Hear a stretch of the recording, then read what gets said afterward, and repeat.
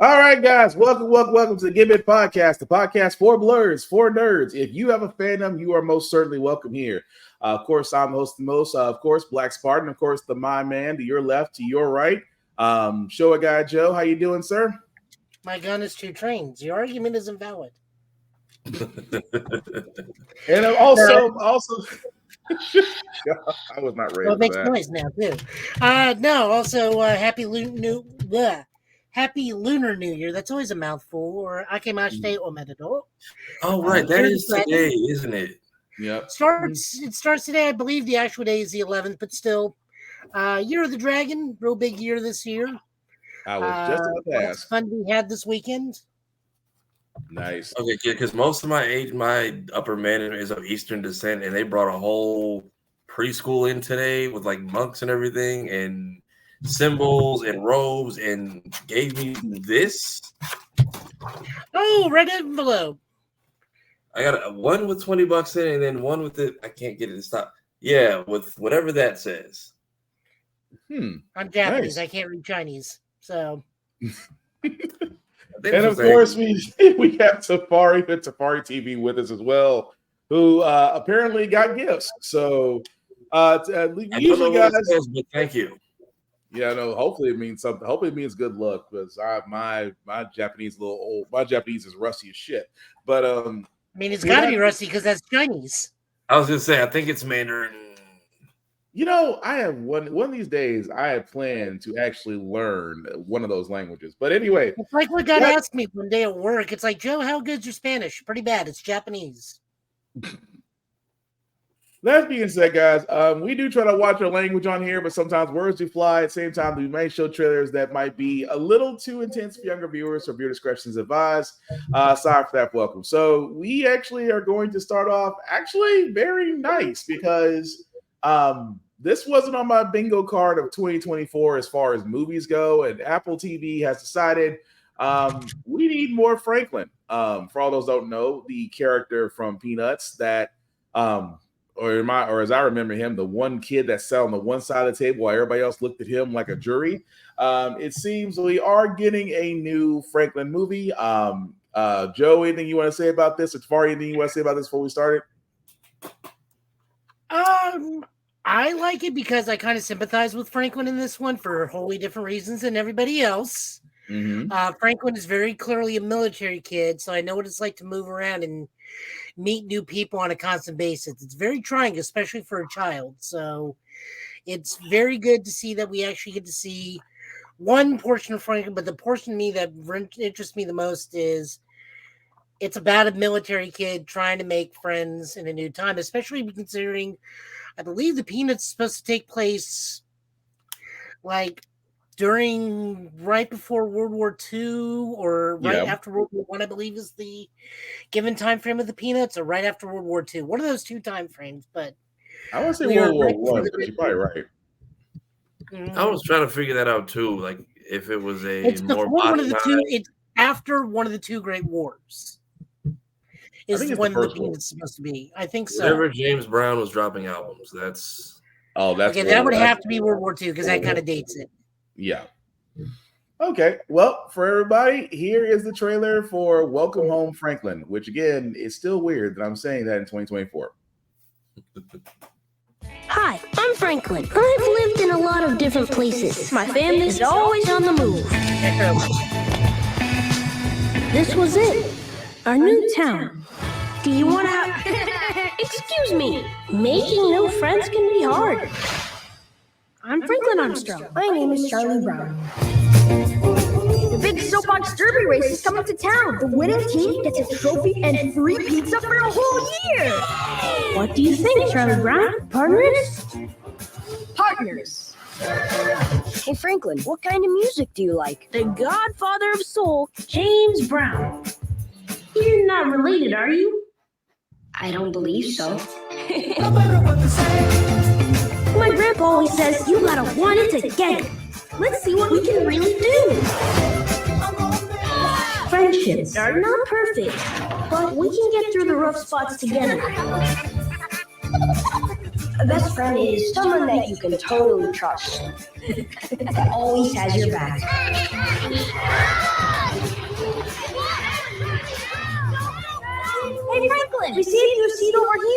You know you found your home when you're surrounded by good friends.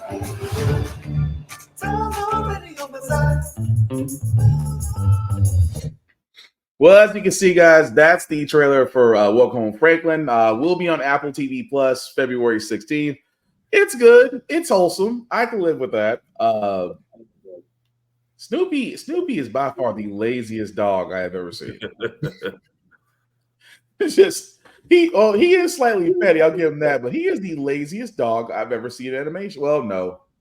Him and Brian may have a run for their money because I was gonna say laziest dog in animation. That might be a race. But anyway, but it looks good though. But speaking of other trailers, guys, that we also didn't expect, Moana, which again with The Rock, I know from the world of WWE.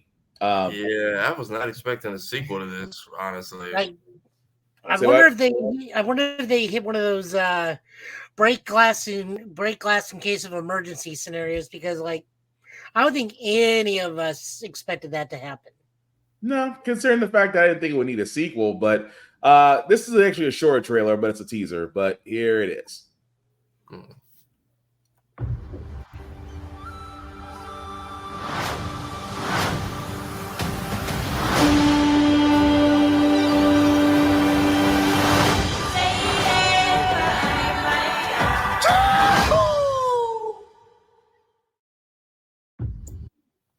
Yeah, pretty much short and sweet and to the point. To me, it's like why?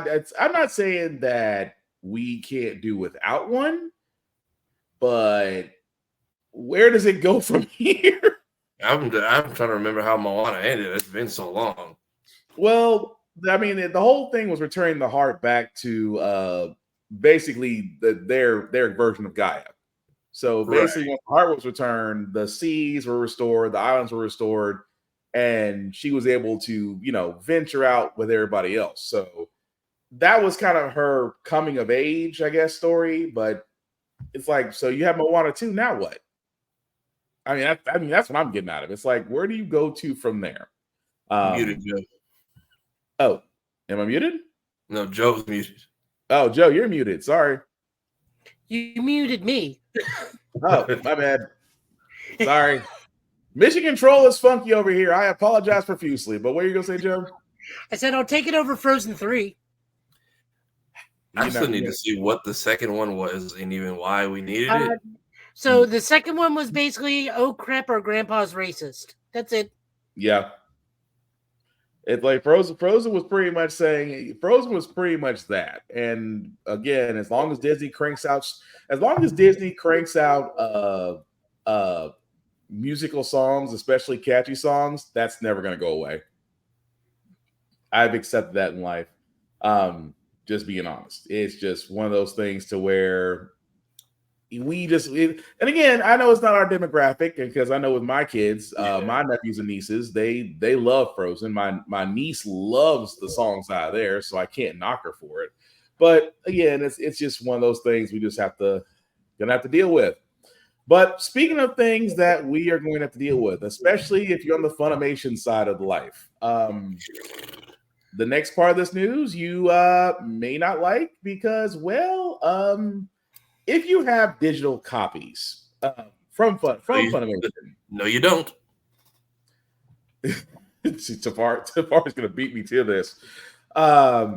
If you have copies from Funimation digital copies, of course, for all those that don't know, Crunchyroll has bought Funimation a long time ago. Of course, Crunchyroll sat there and said, we're not taking over. We're not going to shut down Funimation. It's going to be two existing companies sharing a grand library. We found out that was a lie because Funimation is actually shutting down very soon. And with that being said, the news that came out is that if you have Funimation digital copies, as Tafari has said so nicely, you don't. Because what happened was that Crunchyroll announced that it will not grant users access to Funimation digital copies when the merging is done, which will actually happen on April 2nd of this year. which again, they sat there and said this, and here's the funny part. This is the quote. We understand that you may have concerns about your digital copies from Funimation. Please note that Crunchyroll does not currently support Funimation digital copies, which means that access to previously available digital copies will not be supported. That being said, refunds? I mean, to me, it's like, okay, you're basically saying that you're not going to try to support a company's data, a company's digital properties that you purchased. Okay, fine. What is interesting is because on Reddit and on Twitter, a lot of Funimation owners are like, well, are we going to get refunds for things we can't access anymore? Or are we pretty much SOL? So I'm going to throw it to the round table on this one. What do you guys think? That, I mean, I don't have any Funimation. I mean, I have Crunchyroll. I've never had Funimation, but I can only imagine if you did purchase things on Funimation and it was digital, again, I think we can safely say in this three of us in this group, physical media is going to take a whole new meaning to what we purchase from here on out. But what do you guys think? You want to go ahead, Joe? I mean, I got all the anime I want to see, and it's stuff that's not on either platforms. So, like, this doesn't bother me in the least. But, I mean, it sucks that people are once again losing because they're shifting to digital. But, I mean, I've always been a physical media person myself. The only time I do digital is when it's like a Japanese imported or something very, very hard to find. Like, for example, on my Vita, I still have a copy of the Fate Stay Night Fighter. Okay. That thing's been delisted and discontinued for years, so that thing's probably never coming off that console. But again, like for us, like I said, for a lot of us, like I said, for me, you and Tafari, we've always been physical media. That's what we were raised up on that. That's what we went by. Say what? Yeah. I mean, it's just because we grew up with it. So yeah, so we're used to it. It's ours. It's mine. It's, to quote Daffy Duck, mine, down, down, mine. Yeah.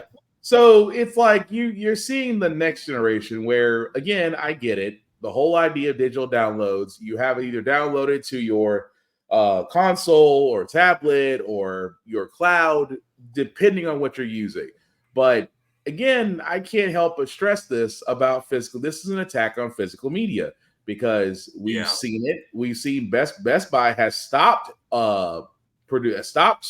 selling physical media. Walmart has sat there and said, "I'm sorry, say Tafari." I was gonna say Reddit had people fiending like junkies last night because they accidentally relisted the Oppenheimer Steelbook, but they listed it for $10, which currently it resells for $100 to $200. So there are people on the page when you try to check out, it just says it does not ship to your location. So people have just been on the page all day hitting refresh for something that they're not going to get. And that part right there is where it's like and that tells you off the bat the level of a need for physical media copies or collector's editions is the words I'm looking for. But again, with going back to with anime, it's like animation. I don't think they've actually considered, and I think Crunchyroll still may turn around because again, they said that after April you don't have access anymore. I think that if enough people made enough stink about it, I think that Crunchyroll may change its mind or actually look into how it can be supporting it because when you paid for something you've had access to, only to turn around and find out you no longer have access to it, it's like, so you basically just took my money and ran.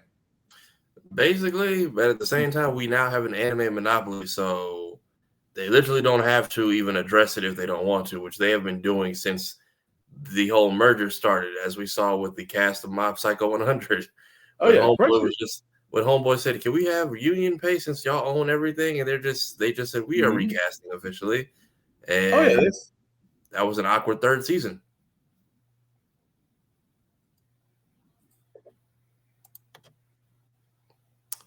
We'll give him a second. Crazy as far as that level, and you are absolutely right that Crunchyroll has sat there and has become the Dr. Evil of anime collections. It's like they've done what Disney's done. Disney turned around and purchased a crap load of media. You would think that they didn't violate any antitrust laws, which I think is interesting. I'm surprised that they didn't raise a red flag because I'm like, okay, Sony owns an entire block of like an entire genre at this point. Mm-hmm. At the same time, it's like, but they were allowed to do it. The crazy part was being allowed to do it, and on top of that, now it's like, okay, well, who's going to stop us?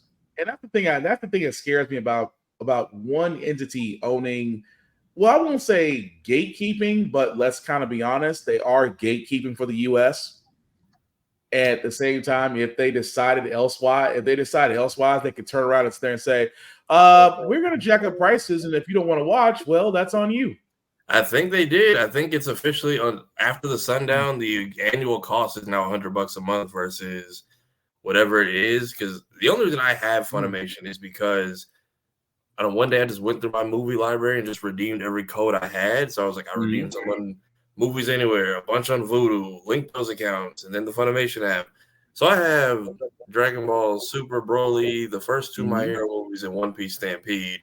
And I'm just gonna enjoy these on like one last plane ride before the app just goes bye bye. But you would think, and again, we're all speaking from IT backgrounds here. You would think there'd be the option to download them. It's like, okay, you don't support them, then give us the ability to download the media ourselves and let it be on us. It's like, if you can't support it, give it to us. I'm pretty sure some fan sub or some group is going to reverse engineer it and say, here's how you can play it. Which, again, they won't do. And if Crunchyroll does raise prices, because, again, I like Crunchyroll. I like paying my $9 a month for premium for Crunchyroll. Do I think that it'll go up because they're the only source? Yeah. I hope not to $100 because that's saying a lot of it. If that's a hell of a price increase even for a streaming service. But again, they're the only service now. So who's not to say what they do? Yeah, you literally have nowhere else to. And the thing is, I was asking for like this since the merger. Can I take my stuff over there? Yes or no? And everybody's like, well, most of the library is already over there. I'm like, okay. I've been watching the One Piece dub catch up with almost no coverage because it's not on the main app for like 2 years now. Because it's only on Funimation. It just got to Crunchyroll like late last year, I think. And then when I finally converted my Funimation to a Crunchyroll account, I looked it up. I can't find all my movies over there. I think they have One Piece Stampede, the first My Hero movie, the third one's MIA. I think Broly's over there subbed, but yeah, I looked for the second My Hero film. They do not have this. And that just goes to show you that they've already began to remove it. But like I said, they could turn around and give us the dead. I mean, it's a long way between here and April. They could still get the download option, or they may even say we changed our minds, we support it. We gonna see. But I will say this: if Crunchyroll does raise its prices, that's gonna make some people want to go to the high seas. That's all I'm gonna sit there and say. There's gonna be a lot more pirates. They're gonna raise prices. So what, John? They have confirmed they were going to raise prices. Well, time to go to the high seas. And then if you want to get merchandise, you can't even go anywhere else. Like Right Stuff Anime used to be one of my other places to go to. A lot of these other sites that sell anime merch, they just take you to crunchyroll.com/shop now. Oh, yeah. So it's either that or games. So Sony bought up the block. I think the only thing we have left standing is FYE. Yeah, but even that's going to stand. Even that, I mean, between FYA and GameStop, wait, does GameStop bought Think Geek? So that's between what GameStop, FYE, and Crunchyroll is like the last places, unless you go to the off-brand sites or go to. They don't get bought up too, because Right Stuff was my off-brand ish. Right Stuff was my legitimate back alley site to go to get stuff for like a decent price. And then I just saw that big Crunchyroll banner. I'm like, damn, they just everybody. Yeah, so that's gonna be interesting, but we're definitely gonna keep on that as it comes along because come April, it's gonna be a rough time. Like I said, everybody's gonna be straw hat pirates if it all doesn't work the way we would like it to work, but we'll see. Speaking of games, guys, another announcement has been made by CG Project Red. We are not talking about The Witcher 4. We are actually talking about a sequel to CyberPunk 2077. They did announce that CG Project Red will be working on it with a new lead writer, new design director, and executive producer. They did say that it shouldn't take 10 years.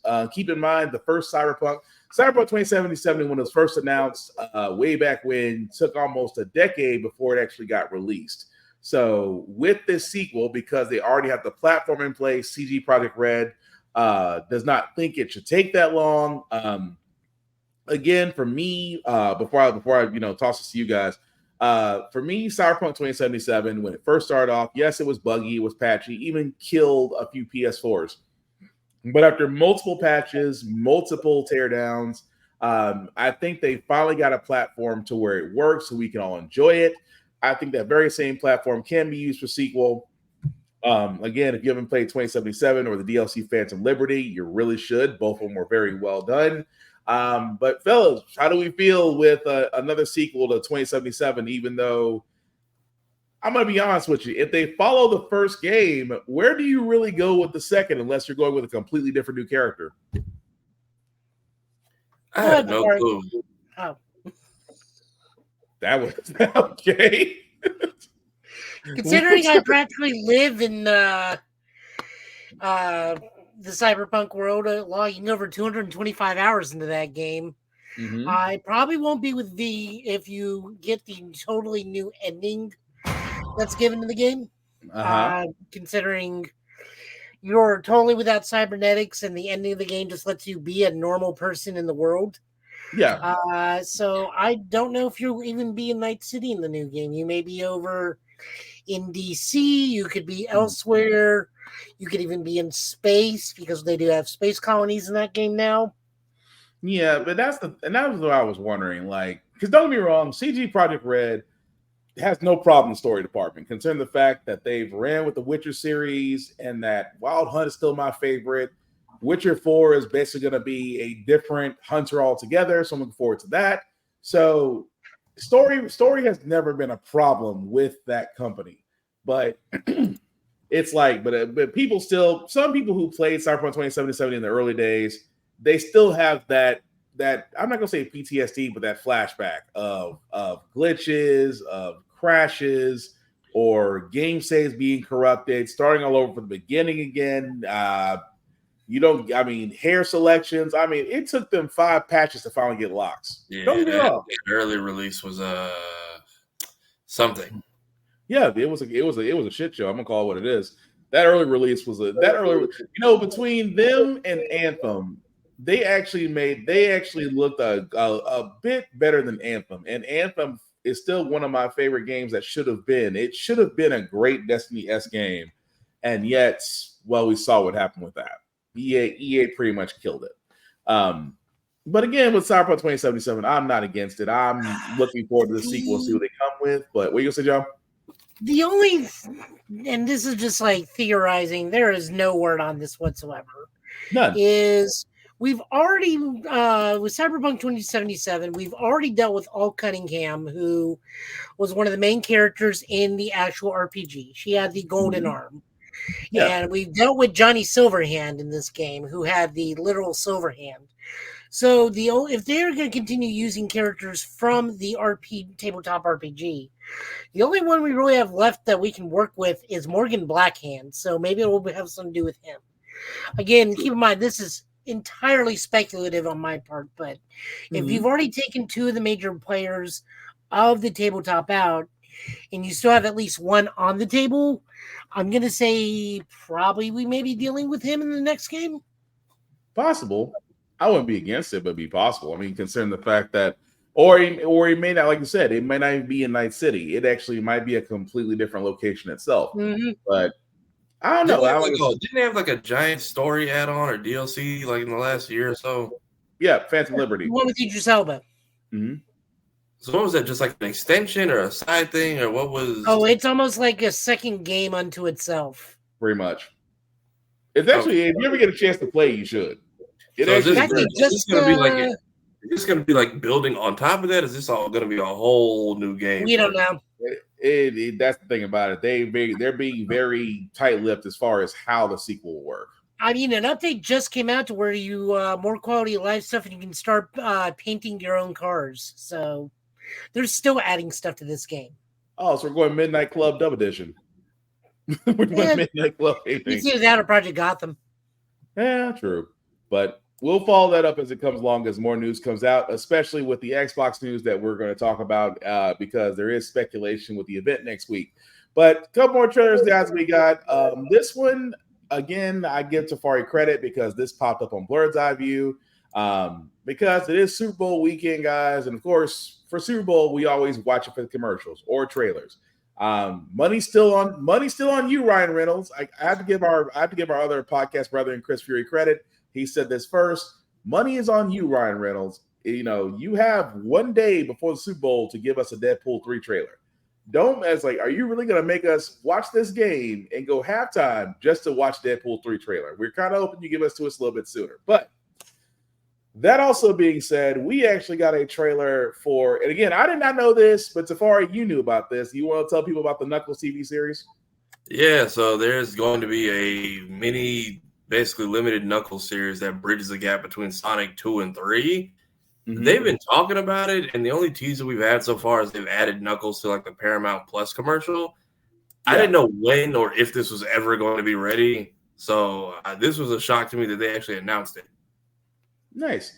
Well, with that being said, guys, here is the trailer for the Knuckles television series on Paramount Plus.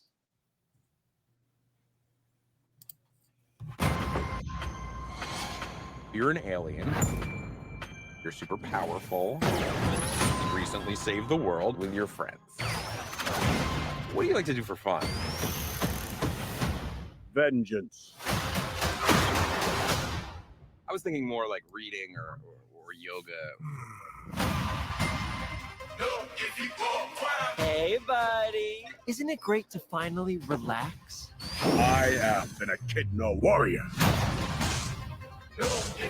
I only remain on Earth because I made a vow to you and the Force. So I made myself at home. Nope, we are not turning our living room into some kind of gladiator fighting pit. What is Ozzy doing here? He will be challenging his greatest enemy. Is that our mailman? This is not a place of battle, so I will begin my quest.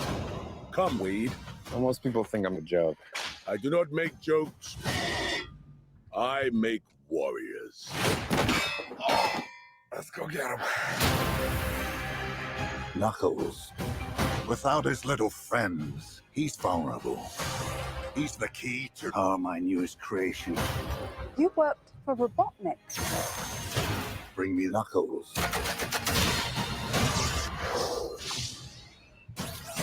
Sorry, this lane is reserved. You think you can take my power? Do I look like I need your power? What are you talking about? Of course we need his power. It's the whole reason we're here. You're mine. I made a promise to protect this planet. I am ready. Oh, snap! Someone's about to get slapped.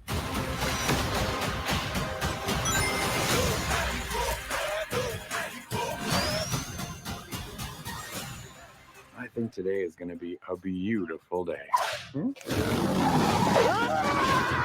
Knuckles, help me! You gonna rescue him? No, he must learn to rescue himself.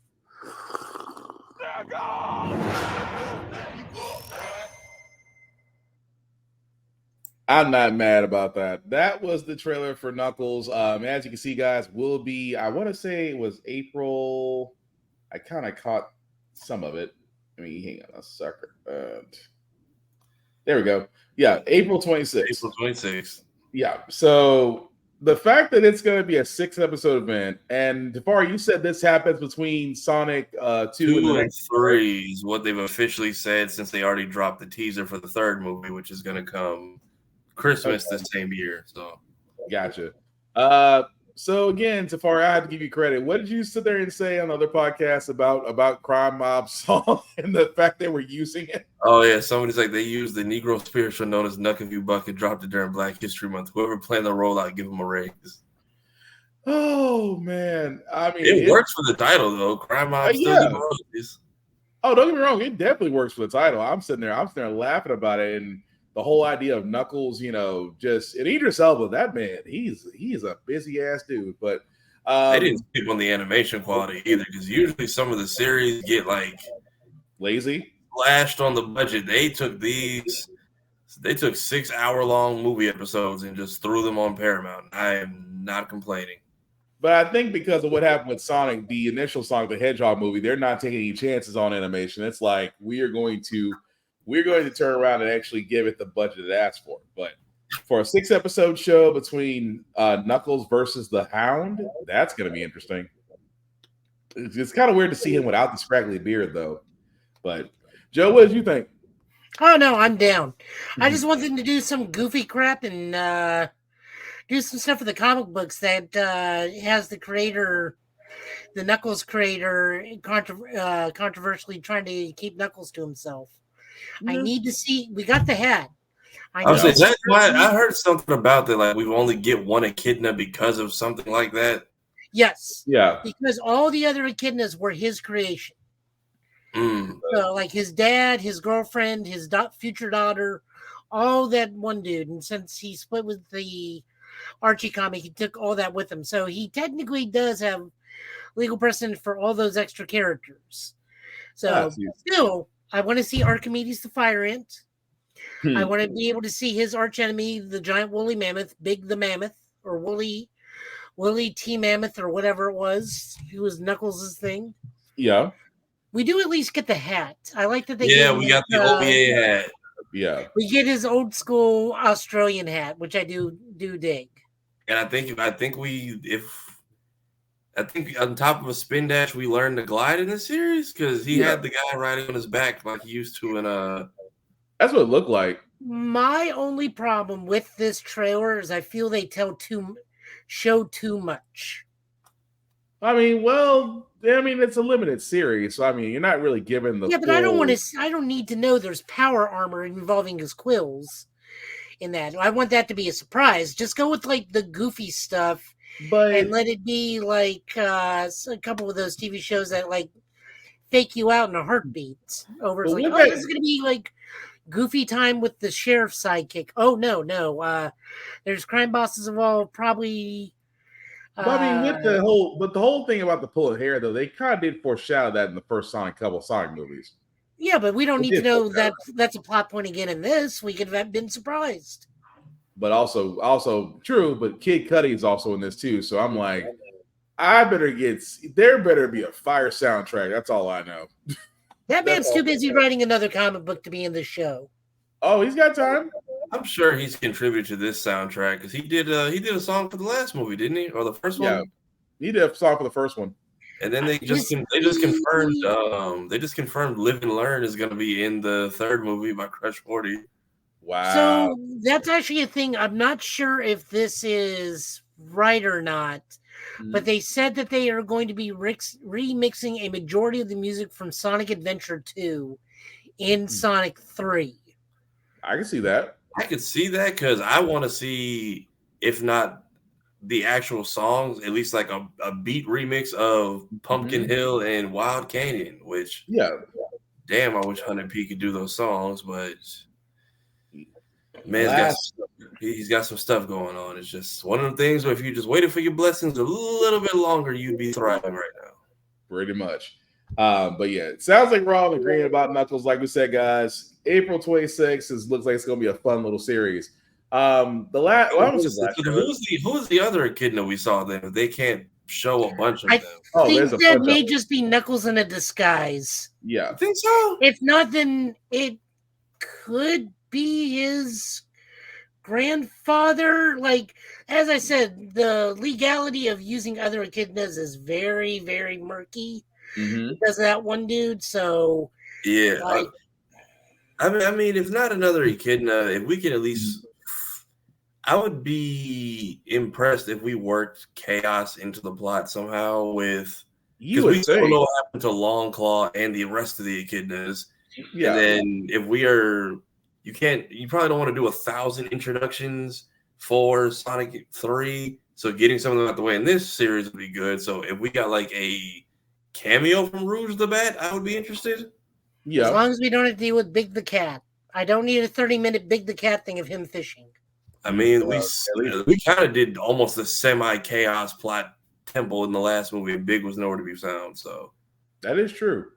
But the other trailer that we do got, guys, again, I'm coming forward to this one because A Quiet Place Day One.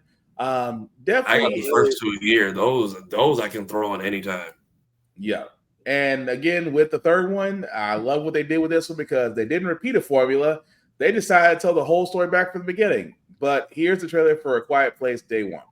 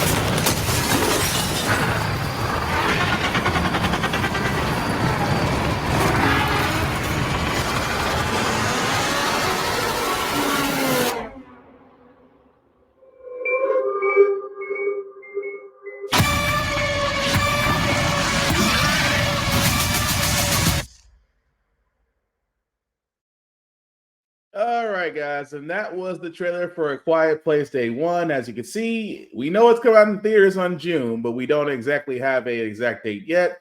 It was cool. Oh, hi, Laura. Wait, we got aired a new Quiet.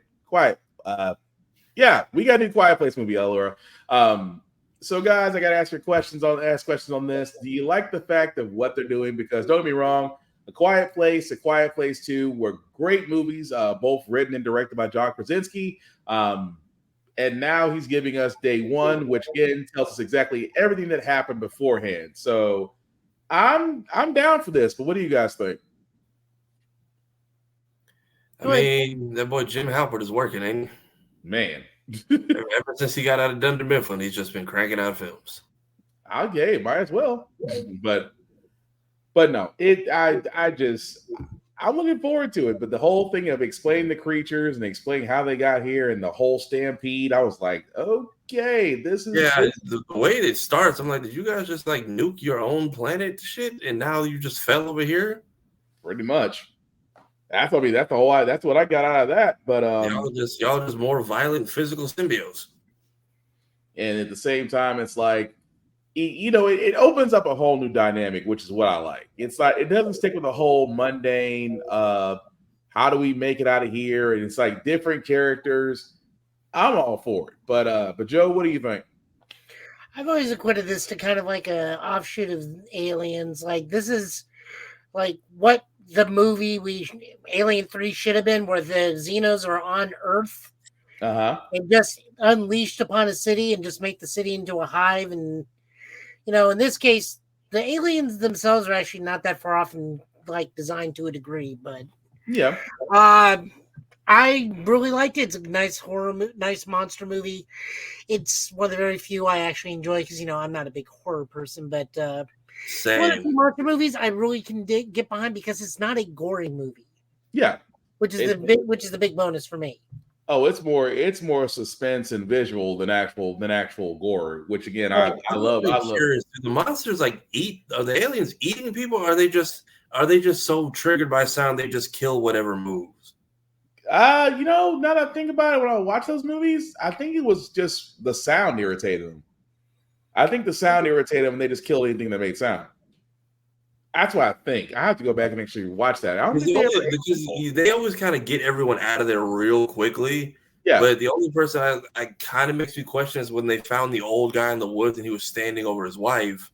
Mm-hmm. But I couldn't tell him had she been missing and she was just rotting for a while, or they've been feasting on it, or I think they kill, but I don't think they feast. At least that's my guess. But I'm just curious to see how a race of aliens makes New York City go quiet. Send in Keith Lee. Anyway, and then she's supposed to be deaf in the movie, right? I thought she was mute. Yeah. Or maybe that's what it was. Because I'm just I don't know if they explicitly said it, but I was kind of getting the vibe that she either can't hear or can't talk, or the explosion got her. That or what some people are saying is you can hear with her in the film, and when that meteor hits, her eardrums rupture, and you're basically hearing or living through her the rest of the film. I took it as she was mute from jump. Yeah. And then she may be partially deaf from the meteor impact. At least that's my guess. Because I was that's the thing I got from that was I think she's mute from the beginning, which would be different because she can't make a sound pretty much. But anyway, we'll find out come June. So I need that third one for the collection. Because the fact that he's I didn't plan to make anything past the first one, but the last one was such a hit. Mm-hmm. Oh, but it's not like we're getting a Cloverfield anytime soon. Honestly, I like 10 Cloverfield Lane. I don't know why we haven't done that. Restored my faith in that franchise because the first movie was okay. But where do you real quick? Where do you go from that one? The answer is that French film that came out a long time ago, Sky Blue, where the aliens invade and they win. I can see that being the fourth Quiet Place because they know how to kill them now. Yeah, I can see that one. I have to look that up. I don't remember Sky Blue. Have you really?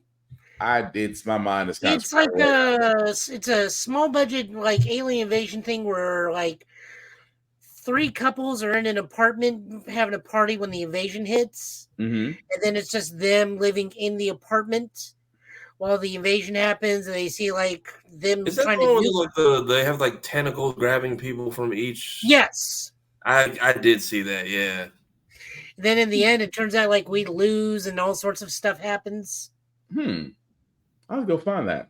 And then they made 3 direct-to-video sequels. Damn. No, but it's all the French things, so it's actually not bad. I'll have to look that up. But speaking of things to look up, before we get to the Capcom question that I'm surprised they decided to ask their fans about, we did actually get another Street Fighter character that showed Ed. Of course, we did show kind of a teaser about Ed a few weeks back. We're actually getting gameplay trailer footage from him in Street Fighter 6.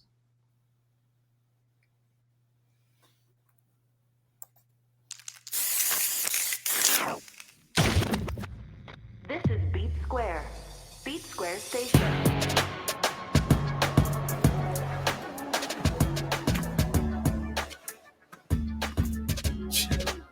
Seriously? I'm not interested in whatever you're pitching. You really want me to punch a hole through you?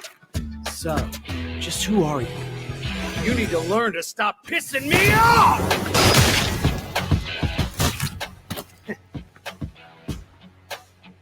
I knew there'd be more of you.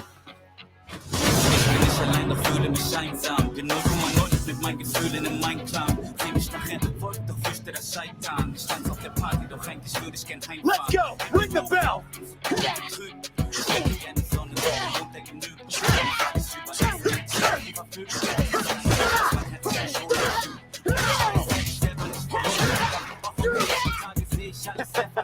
I'd be scared too.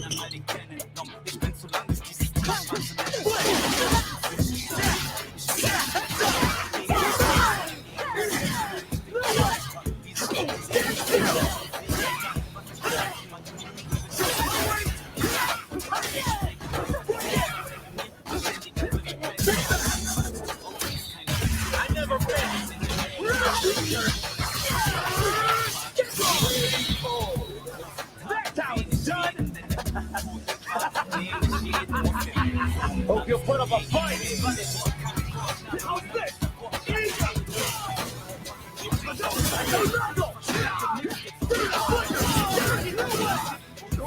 Wasting my time.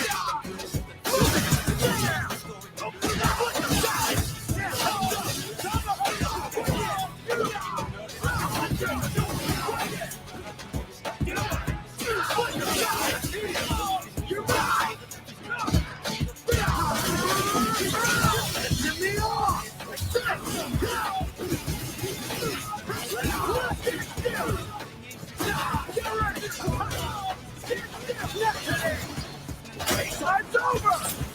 Never underestimate me! One more!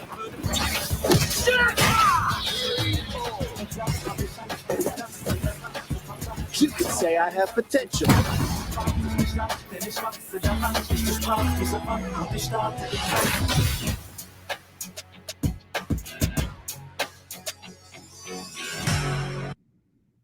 Okay, so that was actually a gameplay trailer. Guys, I gotta ask because I don't remember Ed fighting like that. Ed fought. Go ahead, Joe. So I didn't mean to interrupt. Go ahead. No, I'm just saying. I just don't remember Ed fighting like that. Part Balrog, part M. Bison. But go ahead. So the reason why he fights like Balrog is because Balrog is his personal trainer. He literally hired Balrog to teach him. If you go over to the Capcom website, the Street Fighter 6 website, you get shown more things. First off, Ed is no longer reliant on targeted combos to do his special moves. He is back to Shoto motions to activate his things. Okay. However, as he has no kicks, his flicker jabs, which are the extended range ones, those of us that watch Hajime no Ippo, he is a Mashiba fighter. He does the giant bring it in, bring it back, or if we want to be SNK, he's Yamazaki with his little stick his hand out, put it back in the pocket stuff.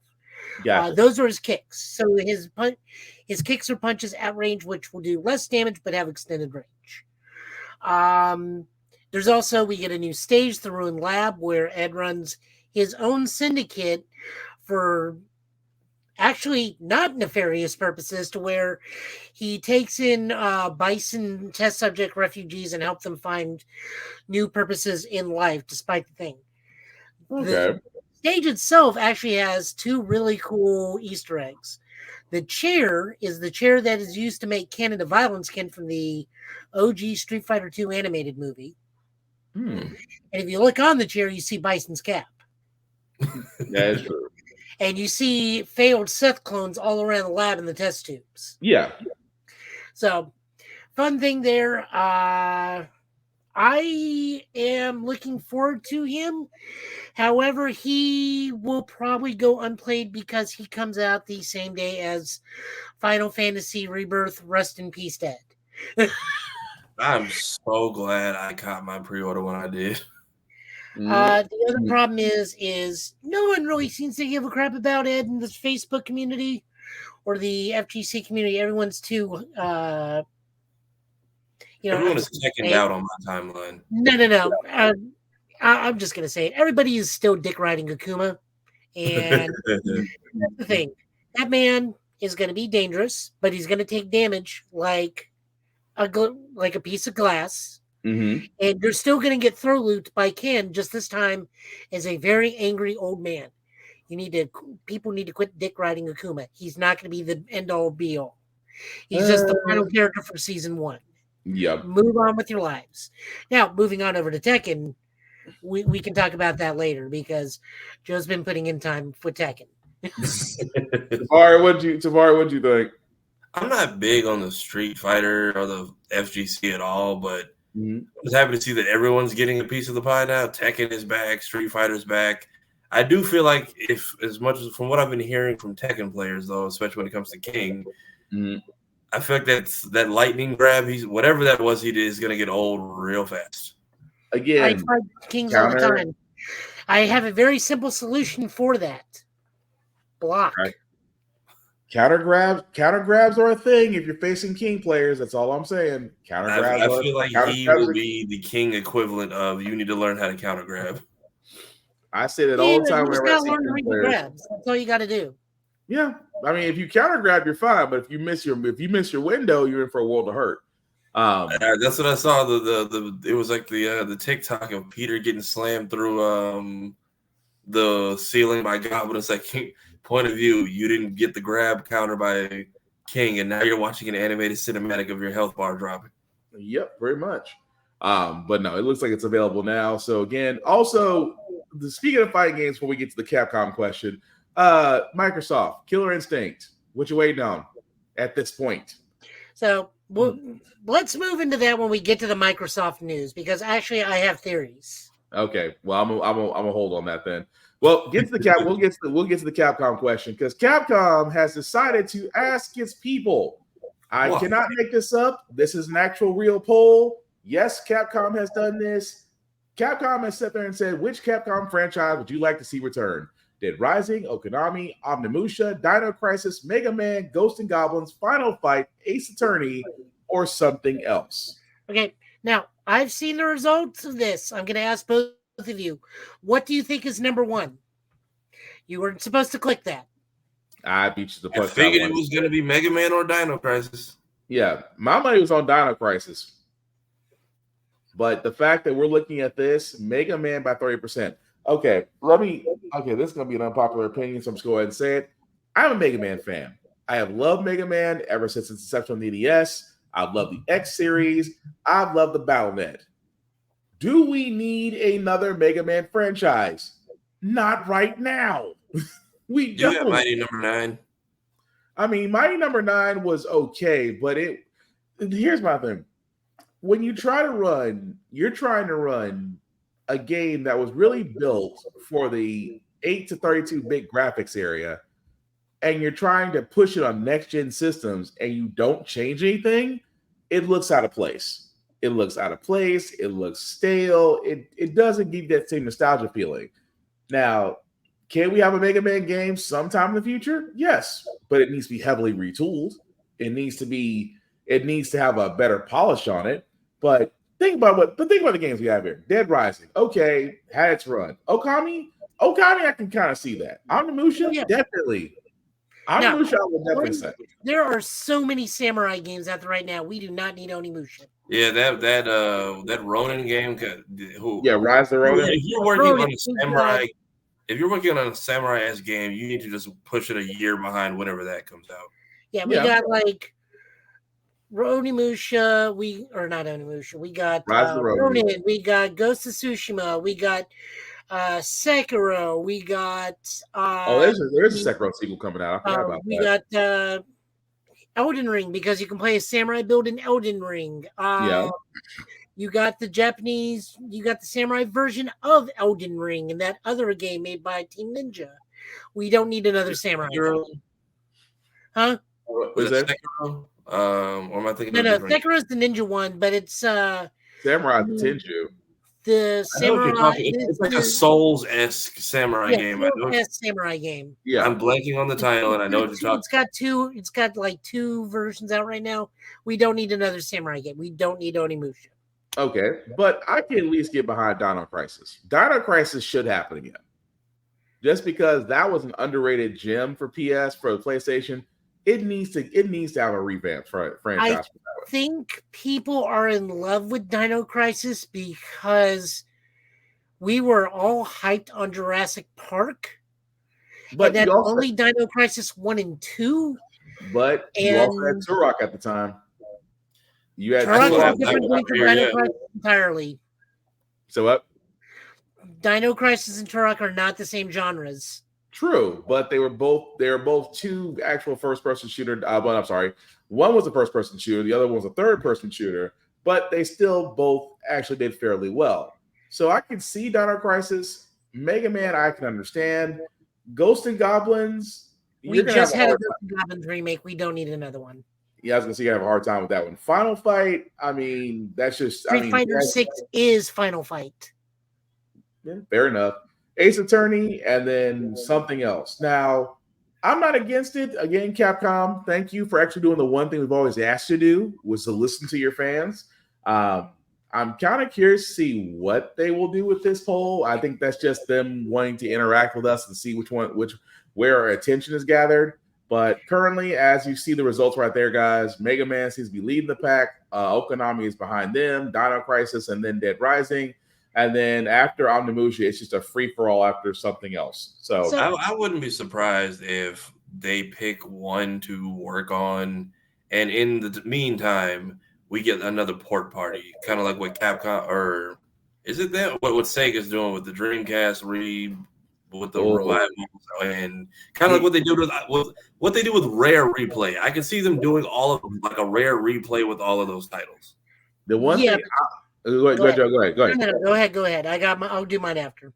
No, I was gonna sit there and say if Sega actually has a chance to give us a Dreamcast Mini.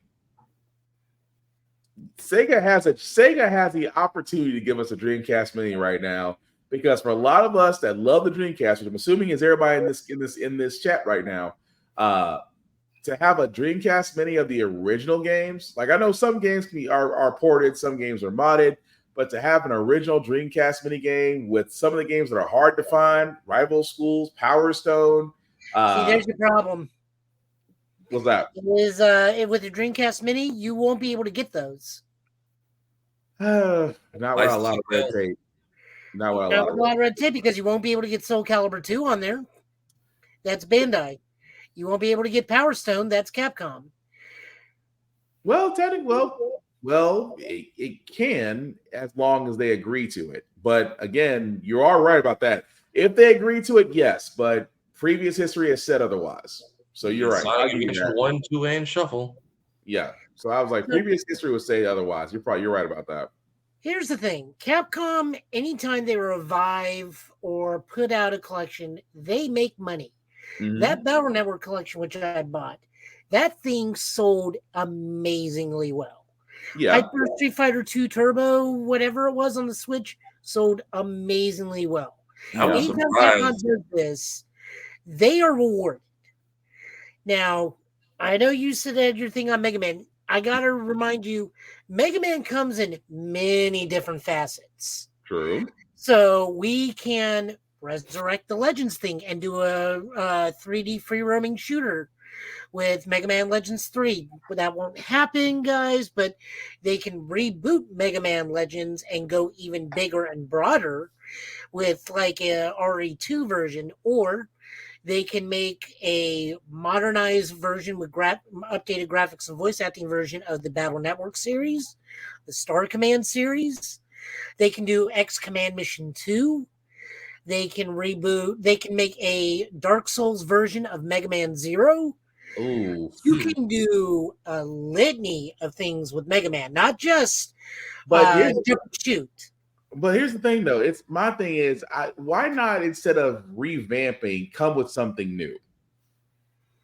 Because every time they try something new, it doesn't work out, and it actually is proven that people don't want new from Capcom. They want new. They want things remade better that they already played as a child.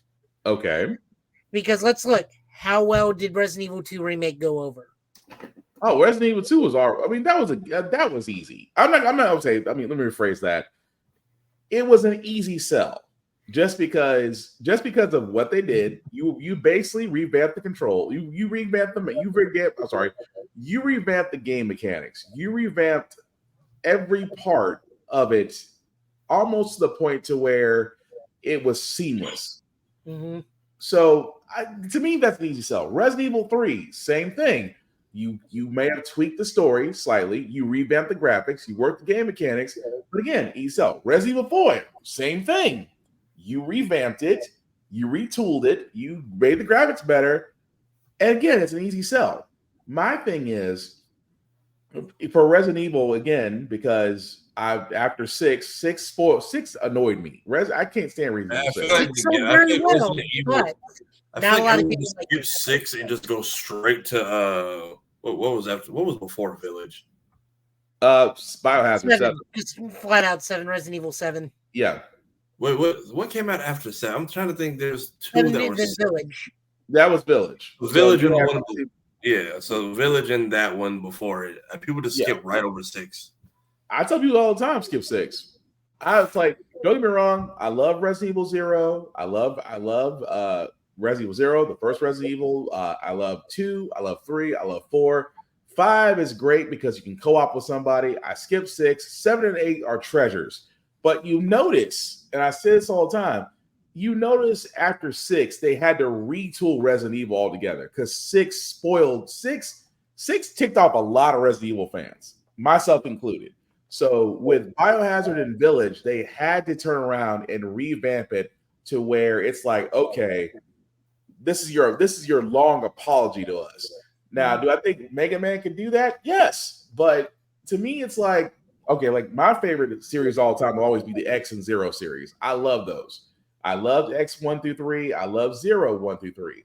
But if you're going to do something new, it's got to be something. I mean, take the time to do it. Capcom has the ability. We see them do it with Street Fighter. They revamped Street Fighter from 4, and look, for something nobody saw coming, it is now one of the most popular fighting games to be played online or offline, right next to Tekken 8. So the ability for Capcom to make it better is there. I just want them to do that. I just want them to do that for Mega Man. And I agree with that, but there are but also conversely to what you're saying, they did revamp 2 games and try to update minorly. Ghosts and Goblins became Maximo. Yeah, we don't talk about Maximo anymore. Maximo's a train wreck. Dino Crisis became Exoprimal, and that was a train wreck. That was actually a letdown.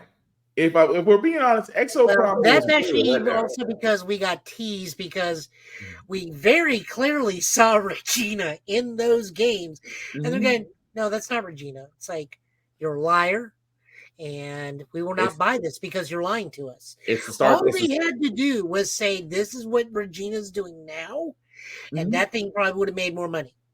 Yeah, it's the Star Trek. It's the Star Trek all over again. It's not Khan. You know, it's J.J. Abrams saying it's not Khan. This is the case of there are 5 lights, but we're going to tell them there are 4 lights.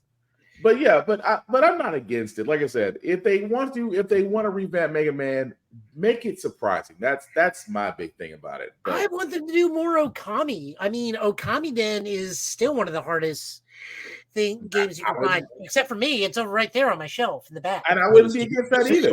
I talk about Operation Raccoon City. That's actually not bad. It's not bad. It really isn't. Now, if we want to go bad, we can go with Resident Evil Gaiden on the Game Boy. Yeah, that's what I thought. Yeah, we're gonna leave that one alone. No, Operation Raccoon City wasn't bad at all. But you know what Operation Raccoon City was? That's what you have on Village and Biohazard, the Mercenaries. That's basically the same gameplay. But I digress. But before we get to Microsoft, because a couple of quick news. If you love Nintendo Amiibos and are kind of mad that a few of them that, were here today and gone tomorrow, well, Nintendo has announced that they're bringing back hard-to-find Amiibos this year. Those Amiibos will be back in stores in March. They have already announced that one of those being that the Guardian from Breath of the Wild will be available. One of the more popular ones, they're saying, will be available in stores and on Amazon very soon. That's not the one I'm after. I got asked because I've never been... The Link in Midna, I've been considering that one. I got a Sora Amiibo in the vault, but just because I haven't played Twilight Princess in a while, but I think I want them for the collection. I'm not sure yet. Not after those either. Okay, because I know for me, I've never collected them. I've seen them all the time, and I always thought they were pretty cool talk pieces. But Joe, what's the Amiibo that you're trying to hunt down? Terry Bogard. Oh, good Lord. I've got notifications on for that, and that dude goes up and down every single day on Twitter. I was gonna say you're trying to find that one. I mean, I don't. I'm not trying to find one of my favorite fighting game characters of all times. I mean, granted, but it's like that one is. You got a better chance of catching Pokemon at that rate. But I'm not against it though. Like I said, it's like Amiibos are great. I'm slowly getting into them. I've actually collected them myself. So I guess come March, I need to join the hunt. So Tafari and Joe, I guess I'll be joining you guys as far as trying to track down this stuff. I got my Sora one pre-ordered, thank God, but it goes. I have a guy who does like Amiibo drops on Twitter, and what was it? I watched them tweet like, "Hey, the Soar Amiibo's back up," and the replies are just filled with "you liar." And I'm just like, people just got bots or something going because how did y'all get them that fast? Right. I mean, I'm just saying. But really quick news before we get to the Xbox event. New Game Plus will be coming to Spider-Man 2 very soon. Percy Jackson, the Olympians. If you haven't seen it on Disney Plus, highly should. I mean, I watched the first season. I think it's great. It's been renewed for season 2. So no issues there with that. I think Disney has a solid home run with Percy Jackson and the Olympians. And of course, Spider-Man 2 with New Game Plus and new costumes coming.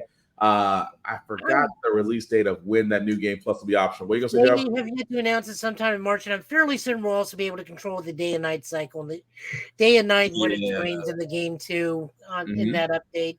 I wonder what new costumes we'll be getting. I'm sure they'll be filling in some of the missing costumes that transition between the first and second game.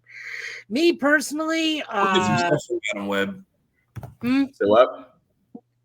Stuff from Madam Web. That's a little hard. We don't have a female spider model. Oh, they'll probably throw Madam Web in there just to try to boost ticket sales. What are you gonna say, Joe? Me personally, I would want them to finally stick in the sensational Spider-Man suit, which is the Ben Reilly Spider-Man suit. I'm fairly certain Chasm's got to be in there at some point. That's considering he's getting another big book coming this summer. Because the next arc after Gang War is I think it's called Brothers Keeper or something, where it's Kane and Ben. Yeah, that's gonna be interesting. But like I said, we're getting to our next event. Like I said, with those two things going on, we've seen PlayStation State of Play. We've seen them do Final Fantasy VII Rebirth as well as show other games. Now it's Xbox's turn. Hold on. One quick thing. Did you guys know in the Final Fantasy VII demo, if you beat it, you can transfer your save data over to the main game and you won't have to play that section of the game? Yeah. I figured they were doing that, but I am currently trying to platinum the first one, and I'm struggling. Let me rephrase that. A favorite streamer I followed actually found that out. So when I was watching that, and that's what came up. So let me rephrase that. But no, I played the demo. It was fun. I get to it. I see people remaking songs on the damn piano now. Yes, that's the part that I love. The fact that people realize, oh, this is an actual piano. You can actually do certain notes. You can actually do certain songs on it. So again, for all those I don't want to spoil it, but yes, there is a demo out on PlayStationNetwork.com right now. It is completely free. You can download it and play it. And like Joe said, you can take your save game over to the main game, and you won't have to replay that part anymore. So, is it inappropriate to play This Girl's on Fire in Nibelheim? I think somebody beat you to it. I'm almost certain somebody beat you to it. The way they've been talking about how this part of the game might end, I still feel like we're going to stretch this first CD into a third game. Oh, yeah. No, they've said that this game ends at the end of Disc 1, which we all know what happens at the end of Disc 1. Okay. Yeah. Well, here's the thing, though, that no one's mentioning, and I applaud Square Enix for this, is they are only showing us the cloud side of the game. Yeah. No one is talking about the Zack side of the game that we will be obviously playing. Yeah. We are only looking at maybe 50% of what this game has in store for us. And that is the fun part. Because I guarantee you the game's going to end with Zack's going to go dink. The fact that you literally have a betting house on if Aerith live in this, there is a betting house on that right now. Well, we know in the game that those two, and for whatever reason, Marlene, are fully aware of what is going on, and they are aware that stuff has happened before. Yeah. Why Marlene, we have no idea, but we know how is Marlene aware of? Because she knew Aerith before Aerith ever introduced herself in the first game. Mm-hmm. Because she immediately trusted Aerith and listened to Aerith, and it's like, oh wait, and then it cut off to another scene. Mm-hmm. But Marlene knows everything for some bizarre reason. And that wasn't in the original, right? Or that was? No, that wasn't in the original. Marlene never met Aerith in the original version. Right. But Marlene, for whatever reason, knows Aerith in this timeline and knows to trust her and listen to her. Yeah. We But, beat some like I fragmented said- version of the original game. Well, remember, this is kind of a requel. It's a sequel. It's a remake sequel. Cool. But they could tweak some parts of it. But I think I'll be curious to see what they do. Because like I said, there's a bet on whether or not she lives. And if she does live, that does open a different paradigm in how the story is told. Or the new joke I've seen is she dodge rolls out of the way and puts on the Barrett sunglasses. Because have you seen the team up move with Barrett now, where she just like gets on the sunglasses and they Right, and then they got combo moves and stuff now, and I'm just like, okay. And then apparently everyone's excited for the dates, and I'm just like, I can already see the outfits being another trophy. The interesting thing about that is they are now saying that you can take anyone on a date, which is a little weird because Cloud is 21 and Yuffie is 16, so that's 5 year age difference, but still you. But there are going to be more moments that so-and-so will remember this later is going to be happening in the game. So that's going to be interesting. So I'm late to the Sony party. Is New Game Plus getting added in later, like a new thing we do? Because when I got God of War and Spider-Man, they were both complete editions. I didn't even realize they weren't a New Game Plus in both games because I had moved on. Because when I got God of War Ragnarok, I had Sonic Frontiers to pick up right after. You have to get the digital deluxe version of Like a Dragon Infinite Wealth to get New Game Plus. Yeah. Ew. So yeah, it's interesting that New Game Plus is kind of becoming a standard, which it should for a lot of games. But and if you are a Final Fantasy fan, Advent Children's coming back to theaters later this month. If you I missed my chance in like 06 because I was in like middle school, and apparently it's like a 2-part film, so this is like the first time. Oh, they're showing you guys a complete cut version then. Yeah. So apparently this is the first time we're getting it's a complete cut in upscaled in 4K. Apparently, so you're seeing the whole movie. They basically took both. They basically are showing both halves of it, both part 1 and 2. I remember them having it. I remember them running it. Good, and then complete made it a lot better. Yeah. What did you say, Tafari? I remember them running it in GameStop a lot and selling the PSP DVDs a lot. And then they showed it at City Walk. I'm like, why was this not announced? Yes, in so many ways. But anyway, Xbox. Let's get to that for a second. So Xbox itself, because they don't want to be outdone by Sony, because apparently they have rivalries. Phil Spencer has teased teases future of Xbox event next week. For all those that don't know, there was a tweet that was done on X. If you still go to the dark place, Phil Spencer says, "quote unquote, we're listening and we hear you. We've been planning a business update event for next week when we look forward to sharing more details with you about our vision for the future of Xbox." Now, this is where I'm going to throw it to Joe, because Joe has some speculations about what they may or may not talk about or show. Sorry. No, go ahead. Go ahead. They may be going third party, being a third party distributor. There's already a lot of rumor of we're going to be seeing Hi-Fi Rush on the Switch, or we're going to be seeing KI on possibly PlayStation. That part's speculative, but a lot of games on there, because it's not that Xbox is doing poorly in the console version war, but it's just one of those, they are probably the big parent company wants to make more money.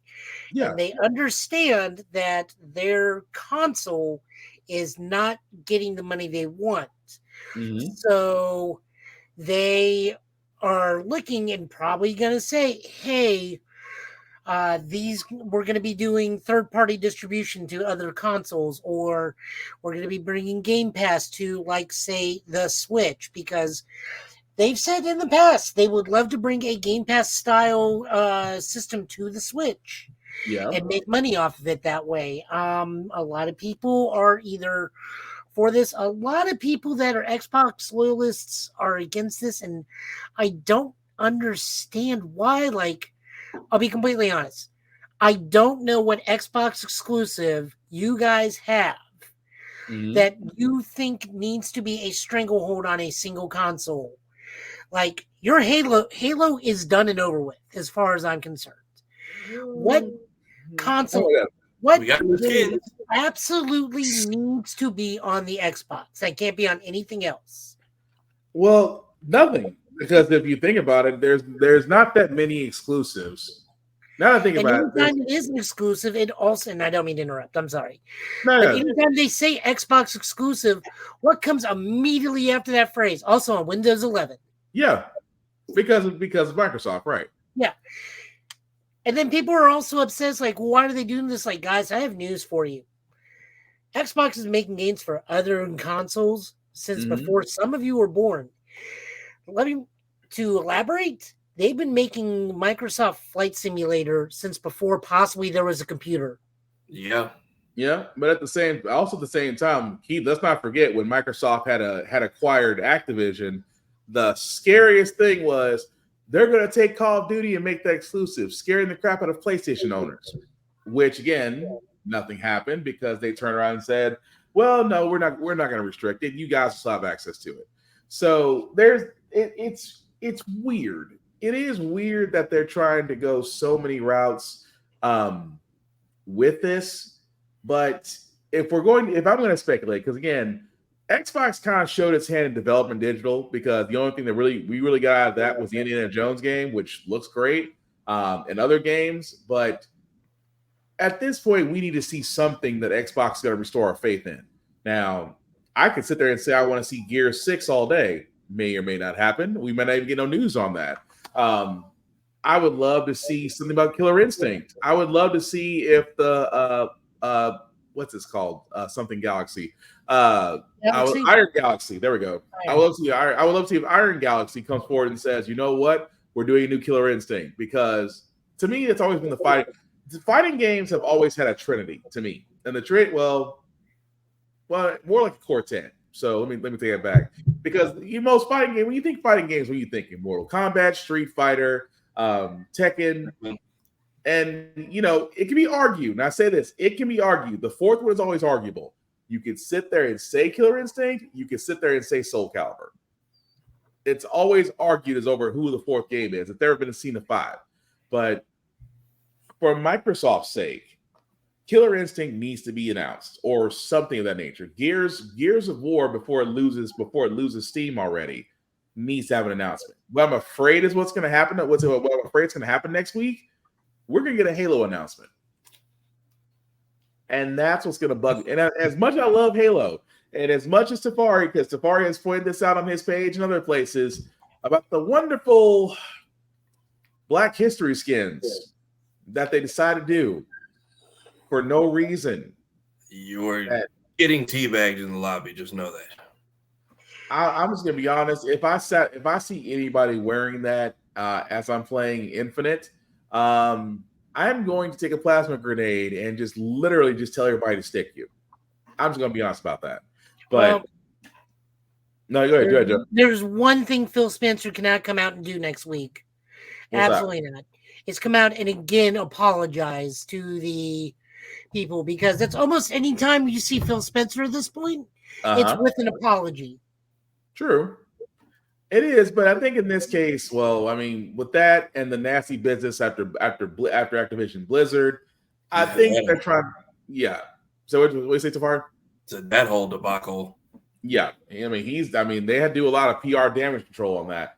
Now, honestly, it has to be something. Now, it's either going to be something groundbreaking, like they talked about the fact that a new apparatus that's going to match what the PS5 is doing with its console, which me and Joe talked about, because honestly, what's the point? Because the console that came out for the PS5, that's the handheld, does not have Wi-Fi. You must be in range of the PS5 itself. And at the same time, it's basically just a giant paperweight.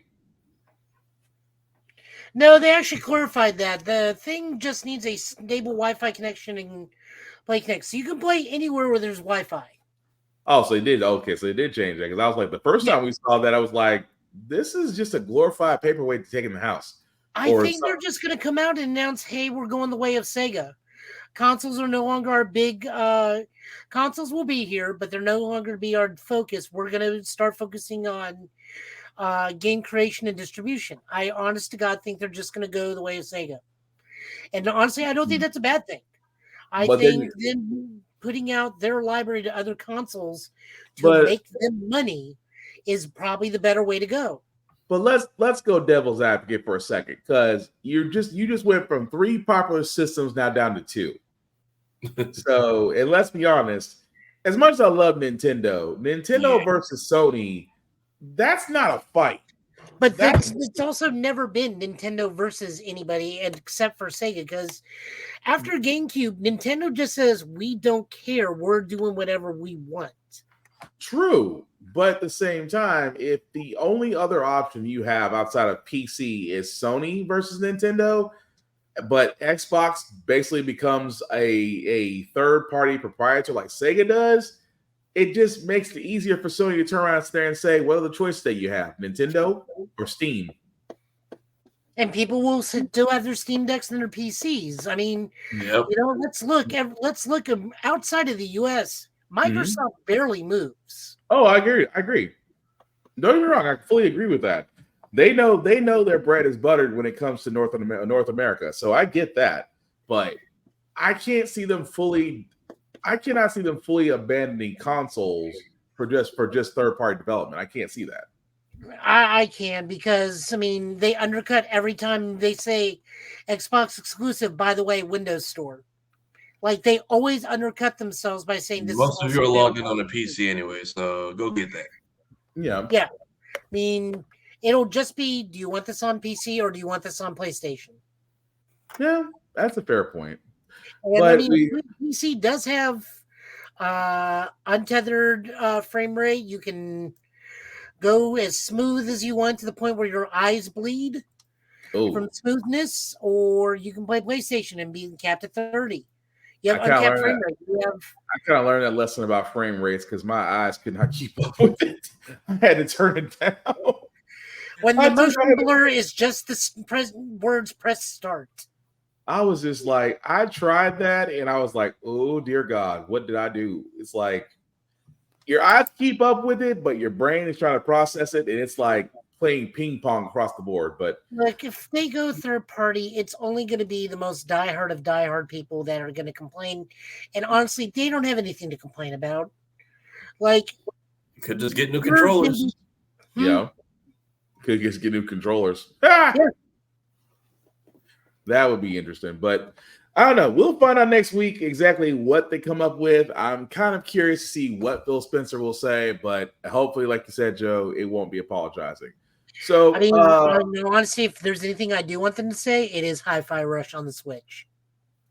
That would kill it, though. But so a couple news we have left, guys, before we get to our comic pulls tonight. Daredevil, because Daredevil Born Again, and I've got to stop doing this just because this is already happening with Netflix, Avatar: Last Airbender, and that I love the fact that news is coming out and they gave us a great trailer, but now news is coming out that we don't really need to see. And Daredevil's starting to go that route. What I mean by that is, guys, they showed us pictures of the sets. Now, of course, we can see there that Foggy and Karen are definitely back, along with Charlie Cox's Daredevil, and that's great. That they're actually filming on location in Hell's Kitchen. Even though about a few months back, it was said that their characters may not be coming, but thankfully the ship has been righted and that they are both back. Now, here's the thing. Everybody is talking about this picture, and just give me a second here to make this a little bit bigger.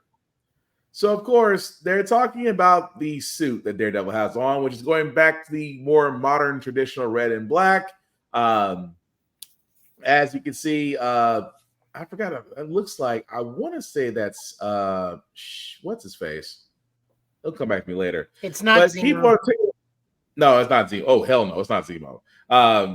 But people are already, again, going over the fact of, well, he went from red and yellow on She-Hulk to now traditional red and black. And it's like, guys, I'm gonna be so honest about this point that I'm gonna make.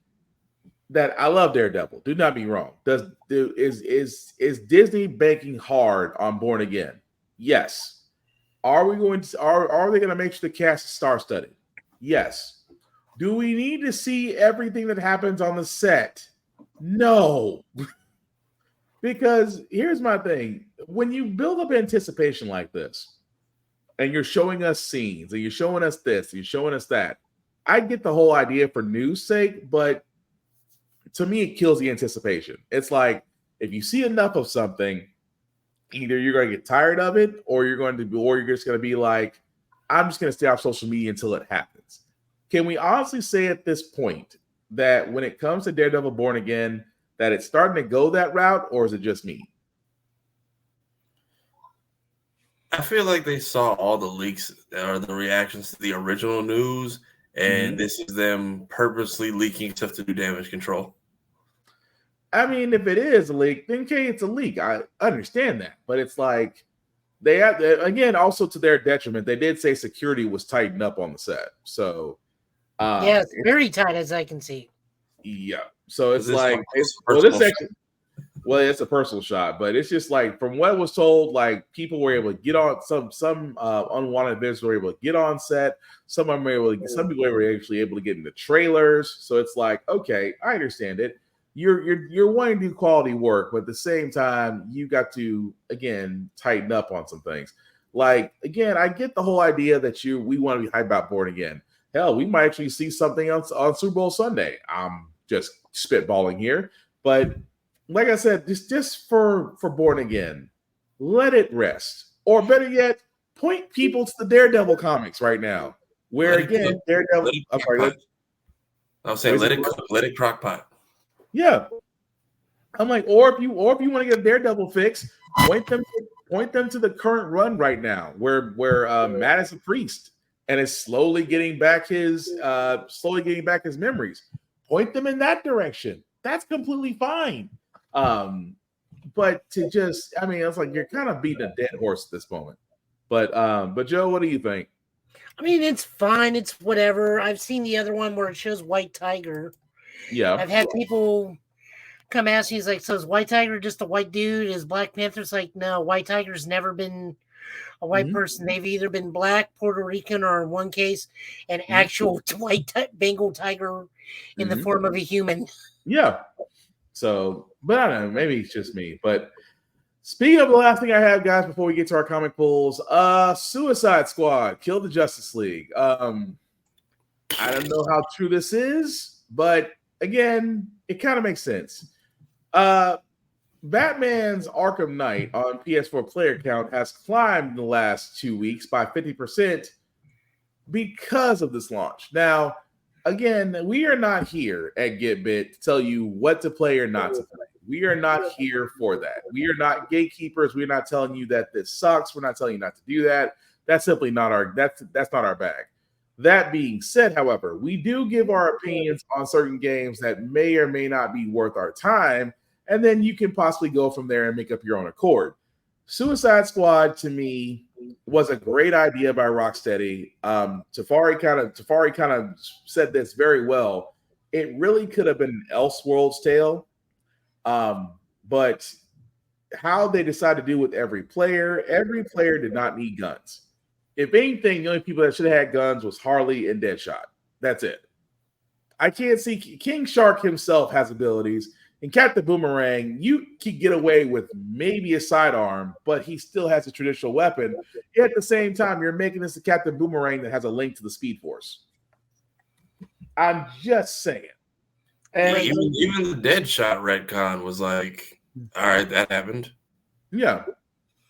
But aside from that, I mean, don't get me wrong. Sometimes the gameplay didn't look really enticing. At the same time, there was issues with the story that had to be explained or had to be kind of curtailed. For me and Joe at the time, we just didn't see the point. We didn't see the point of the Justice League kill the Suicide Squad. I mean, it's a great idea, and it just didn't fly. But does a game that bad make you go to an Arkham Knight game to play it? Don't get me wrong, Batman Arkham Knight, arguably to me, if I had to think about it, if I had to rate the Arkham Knight or the Arkham Knight games, if I had to rate them, I mean, Arkham Asylum is good. Arkham City would probably be number 2. Origins will be 3. I can give and Knight to me is still top tier. Knight to me, I still gotta give it to 1. But Joe, but if I had to ask you in Tafari, because real quick, I want to know, and Joe, I'll start with you. If you had to rate the Arkham series in your opinion from 1 to 4, what would you rate them as?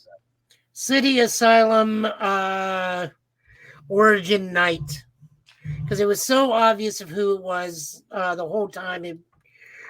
Plus, the Batmobile sequences were completely unnecessary because it was basically playing Scooty Puff Jr. versus Scooty Puff Sr. the whole time. Like, I didn't really care for it. I can respect that. Safari, what about you? Probably just because I had an overall better experience with it. The full game, I will go City, Knight, Asylum, then Origins. Just because Arkham City was one of the first games where every time they dropped the DLC, I went to the store and bought that code and came back, and I had the time of my life. Whereas Arkham Knight was the beginning of Warner Brothers realizing this is profitable, and we're just going to stick our hands in it and make it weird. Yep, I can see that. But like I said before, it's Suicide Squad again for all those listening with the listening sound of our voices. Again, don't take this as us down in the game. Again, it's just our opinions. If you still want to try it out, then try it out, and you may have a fun time. Like I said, it just wasn't our bag. But the fact that we're seeing the fact that made news and an uptick in a previous game that was released sent players there kind of says a lot. But also, guys, yeah, what's that? Do what I do. Watch a playthrough movie. Oh, that's 3.5 hours. You get everything you need. Pretty much what I caught was the cutscenes and the little references. Shout out to Batman Arkham Videos, who's been holding down the community for a year. Mm-hmm. I think Suicide Squad movie is 3 hours. I think Kill Justice League 3 hours. I'll have to look back up. I don't see why they didn't just make Deadshot Bloodsport, because you have if another dude's been doing your job for so many games in the franchise and he's the imposter, you're technically now the substitute. Pretty much. But I'm surprised that Bloodshot hasn't been in a Suicide game yet. But also, really quickly, before we get to our comic book pools, Moon Girl Season 2. I have not finished Season 2. Guys, have y'all watched an episode or y'all finished Season 2? I've caught episodes here and there. I have not successfully been to the show. I like what I see, though. Like, if I was a younger Disney kid, that would be something I'd turn to every time it's on. Joe? It was so much fun. I watched the whole thing in 2 days. The music is always on par. Animation's fantastic. The cast continues to be great. I like that we're dealing with PTSD in there. We get Zolo Melendez. I don't know his. Blue Beetle. Yeah, that's his name. Yeah. As a reoccurring character, that's really good. Lawrence Fishburne continues to be hilarious. As the Beyonder. We have a nice surprise villain, which this is going to say, I have no other way of putting this, and I really don't, is I want to know why they continue to use this character to connect to young Black children. But they do. He's the villain of the main Season 2, and the last time he was healed with a burger, but he just seems to connect to young Black children every time he's used in the story. I really had a lot of fun. It ends on a cliffhanger, so definitely Season 3 will happen, and that may be the final season. I am unsure if they said this was only like the most Disney animated series where it's only 3 seasons, or in like Owl House Kaysen's 2 seasons and 3.5 hour long episodes that are cramming a season into it. I can see that. I had such a wonderful time with that series. It's so good. Yeah, I watched a couple of episodes myself. Still need to finish the second season, but yeah, Moon Girl seems to be a hit. And like you said, we're not sure if it's gonna, get the Disney treatment, which is usually 3 seasons. Because we're seeing that on the Star Wars side with the Bad Batch going through its 3rd season. So We shall see. My favorite episode is the not even a big plot one. It's the one where Pops' former best friend and skating partner comes back from Chicago. Oh yeah, I remember. I know what you're talking about. It was a hoot. Nice. Well, as we're about to get to our comic pool, guys, we always do want to show love to Rick's Comic City. Rick's Comic City, Nashville's #1 place to go to for comic books, for mangas, for collectibles, for posters, pretty much anything nerdy you can find there. They do have 2 locations, one in Nashville, Tennessee, and one in Clarksville, Tennessee. They also have their website at Rick's Comic City. You can definitely do the same thing there as far as pull lists, comic books, hard trade covers, nature. Trust me, guys, you will not be disappointed. If you are in the Middle Tennessee area, let them know that Get Bit Podcast sent you. It doesn't get you discounts, but at least lets you know that you'll see our handsome mugs on the TVs in there. So we always want to show them love because they show us love. At the same time, if you are not in the Middle Tennessee area, guys, support your local libraries, support your local comic book stores. I get it. The FYE, the Barnes Noble, the Amazons, they all have the digital stuff. But as we just got through talking about at the beginning of this podcast, digital media is not the way you want to go. Physical media is the way you want to keep things. So again, definitely, and also your local comic book stores, you will find such treasures in there, and all you have to do is go to them, support them, because they definitely need that. As far as your libraries go, as you see, Joe has the card up. Kids, read the banned books. Not to go into a long explanation, but books are being withheld from you from libraries. And again, guys, if you don't know what that means, go to your local library and ask for the banned book list. Some libraries actually do keep a list of banned books. You'll be able to go to them and be able to read them because, guys, there's something in there they don't want you to know that you really should do. So for all of us here at GetBit, definitely read the banned books. Support your local comic book stores. Support your local libraries because, trust me, you're going to miss them when they're gone. So I see, Joe, you got your list up, sir. So whenever you're ready.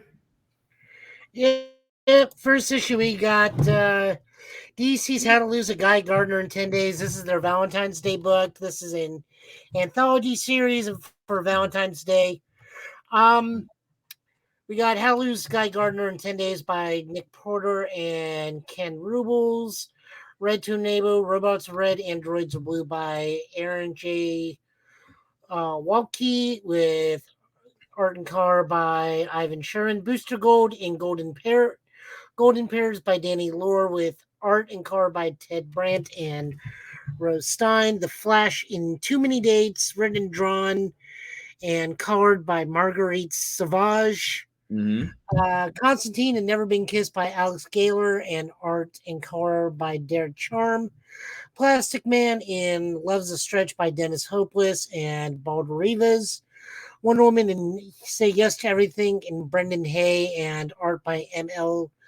Sanapo, and Nightwing and Batgirl by George Mann and art by Leonardo Rodriguez. Guys, I will just say this book was a win in almost every single story. I actually really felt bad for Guy Gardner, even though Guy, I believe he knew to a degree he was being used at the end. It's like, look, yeah, I know you're doing this for a reason, but I actually had a fun time with somebody. It's nice. And, as much as this makes him out to be like a god awful person, if you know Guy Gardner the way me and Will know Guy Gardner, he's actually a pretty stand-up dude. Some days. I mean, if you want to have anybody in your corner, it's him. Yeah, true. Probably the one I didn't like, and I did like all of them. I'd say the one I didn't like the least out of all of them was the John Constantine. The Wonder Woman one I loved to death because she tells yes and just flat out says, like, none of you actually want me. You just like the fact that I'll be there for you and you have someone to lean on during your night of low where you feel at your lowest. So pretty much I would say this about DC's To Lose a Guy Gardner in 10 Days. The compilation of these stories. If you're in a happy relationship, you're going to find these funny.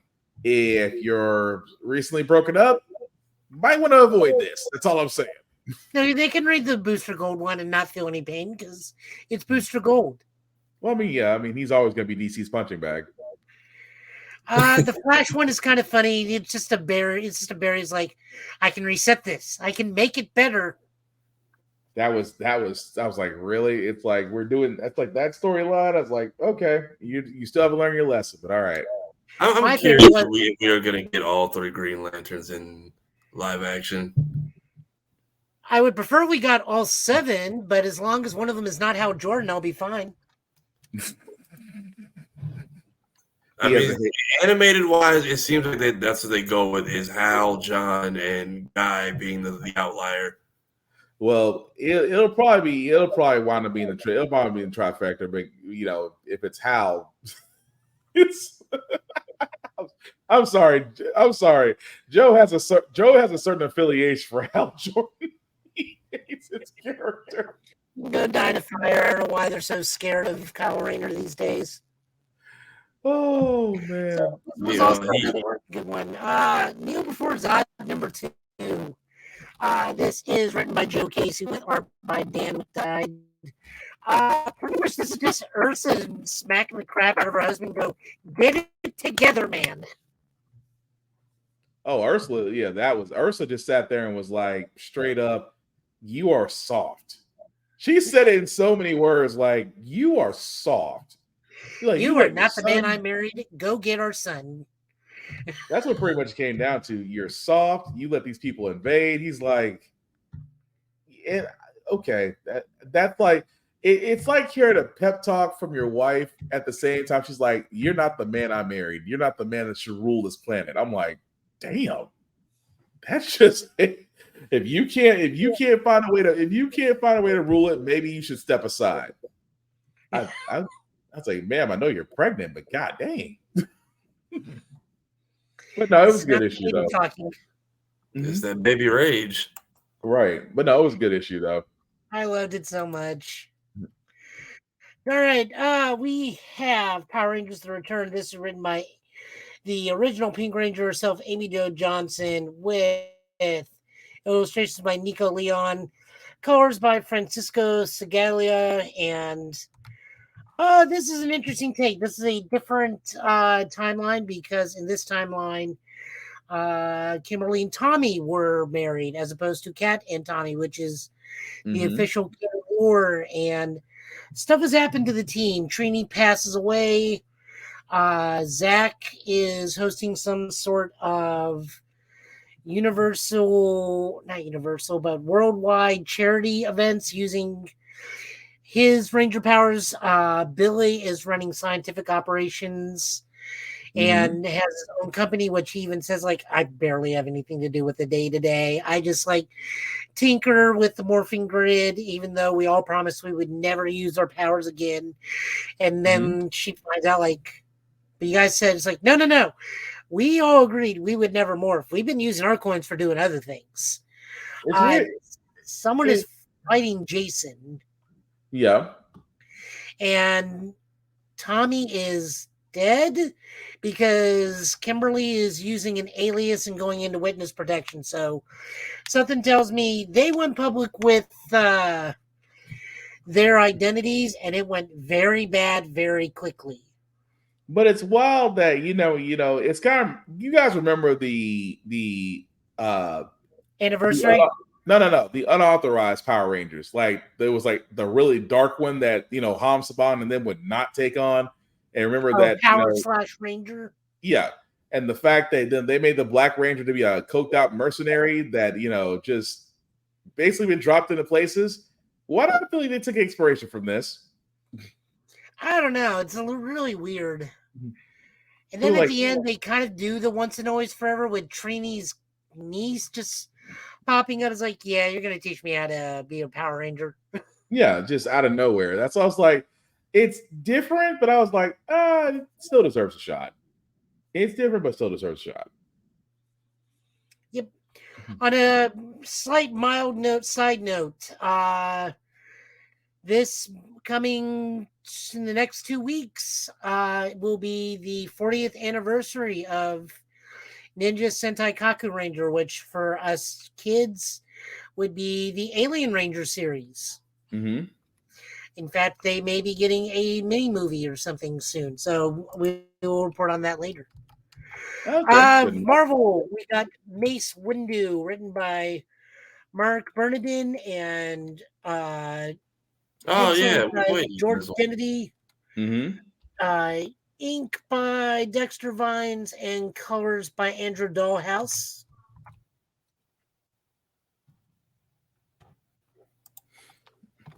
It's a fairly, I guess, young, middle-aged, probably in his 30s, Mace Windu. I was gonna go late 20s, early 30s because of how the story kind of accelerated. Mace is sent on a mission to a villainy hive of scum and villainy to find a person, which I am unsure with this way, because the way they told the story made me feel like she is a relative of his, or going to be love interest of his or something. I mean, because the drawings in the opening of the issue were really weird, and then slowly as it got to darker tone, he started looking more like Samuel Jackson. But at the same time, the funny part is, at least it's not a Spider-Man issue. This is true. I'm sorry. It's the whole. It's Roblox Spider-Man. It still bugs me. I'm sorry. Go ahead. Yeah, good issue. We may look in on this every now and then, but it's good to see a Mace Windu book. I think he's an underutilized character. Hopefully, at some point, somebody will listen to the fans and will make a Mace Windu series. Even though Samuel Jackson is a wee bit too old to be. Well, he could be like Mace Windu old with cybernetic arms or droid arms or something. He can still pull it off. And again, we've covered this many times. We sat there and said, "Force barrel roll on the way down from the from Palpatine's suite." Right. I mean, it's not like he couldn't survive and then be cybernetically leg back up. But I digress. I think they may be too scared to put Samuel Jackson back into a TV series after Secret Invasion to do any of that. Well, Secret Invasion really wasn't his fault. It was. I'm not saying it was his fault, but the higher ups of Disney goes like, we could do that, or we could stick him in another movie. See, that's where I'm gonna let that go. But no, the issue itself was cool as far as what they. Again, I don't want to go too far into it because again, it's a great premise to a beginning of the story. So I'm going to be very, very careful how I say this. It's weird that the beginning started off as an infiltration mission as a youngling, and then he's older, and it's like it's that transition between youngling and adult. I was like, we're missing a nice little key part of information out of that. But as the story goes on, you kind of serves up a different side of it, Mace Windu. And again, I don't want to spoil it. I'll just say that it's worth reading. Is that what that was? Because I just thought it was like they were getting the hang of drawing Sam Jackson, and then finally got the hang of it midway through the issue. It did like a trial and error in practice, though. I'm not gonna lie about that. It definitely did. It definitely very flattering angles. It was like, we're gonna stick with this from the beginning, but we're gonna show progress. Just saying. But no, good issue. Next up, we got Sensational She-Hulk #5 with Rainbow Raoul, and art by Iguera and colors by D. Coffney. This is just a continuation of last issue where she goes out on a girls' night out with Patsy Walker Hellcat and Carol Danvers to a coffee shop, and this issue deals with the sudden demon invasion of Hellmouth opening up in the cafe, which may or may not be Patsy's fault because of her bizarre connection to hell. When her ex-boyfriend Damien Hellstorm pops, it was like, there have been some breaches in the veil of hell, and it's a little thin around here. That's my bad. I'm here to clean it up. It just happened to be in my favorite bar. Yes. That part was the awkward part. It's like, you look well. Change your hair? I was like, damn. This is This is awkward for a February issue. Like, really? Just right around Valentine's Day, you have to have the awkward conversation. Just, yeah, so you dated the Lord of Hell, and that was awkward. I mean, she almost became Mrs. Tony Stark, but that got taken over by Emma. Yeah. Well, then again, Emma has always found her way into nice posh places, but no, this is actually a good issue. It's just okay. The whole idea of they really did tease Hellcat and Hellstrom being back together again. It's like that awkward. Yeah, we were terrible together, but we should probably try again. We were terribly fun. Mm-hmm. Fun issue, love it to death. Daredevil number 3. This is written by Erica Schultz with art by Sergio Devolva, ink by Sean Parsons, and colors by CC De La Cruz. We get to see one of Laura's not quite sisters back. Yeah. Belladonna as an enforcer for Madame Mass taking on Elektra as Daredevil with actually good art for She-Hulk and Spider-Man in this amount of gang war. Was it a different artist? Let this go. Was it a different artist? Oh yeah, it's the Daredevil. It's a Daredevil artist, not a Spider-Man artist. It's only one artist we're looking for every time it's Spider-Man. But go ahead. Yeah, I mean, anytime we see John Romita Jr., we know, well, She-Hulk's gonna have either scales or something.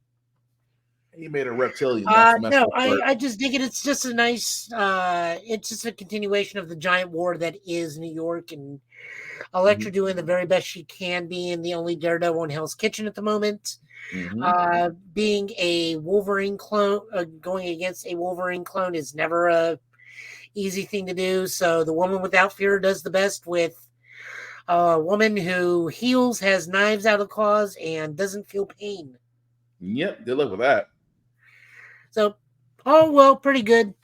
I dug it, but then again, I dig most of these gang war titles that aren't labeled Spider-Man.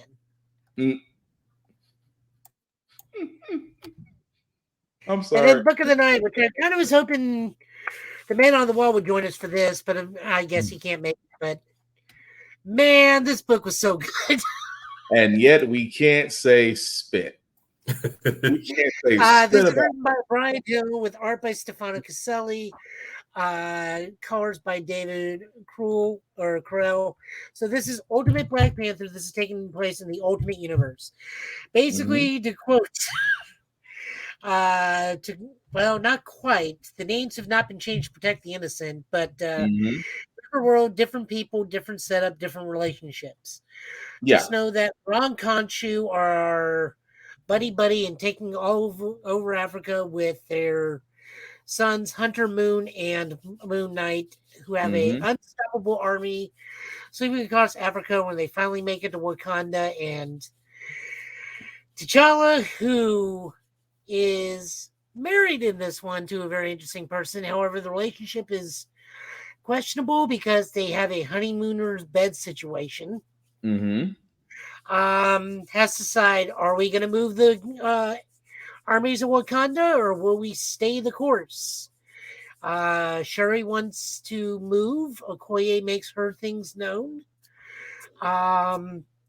We get to see T'Chaka. We get to see the Matron of Von Doom, which I guarantee you is Black Panther's mom.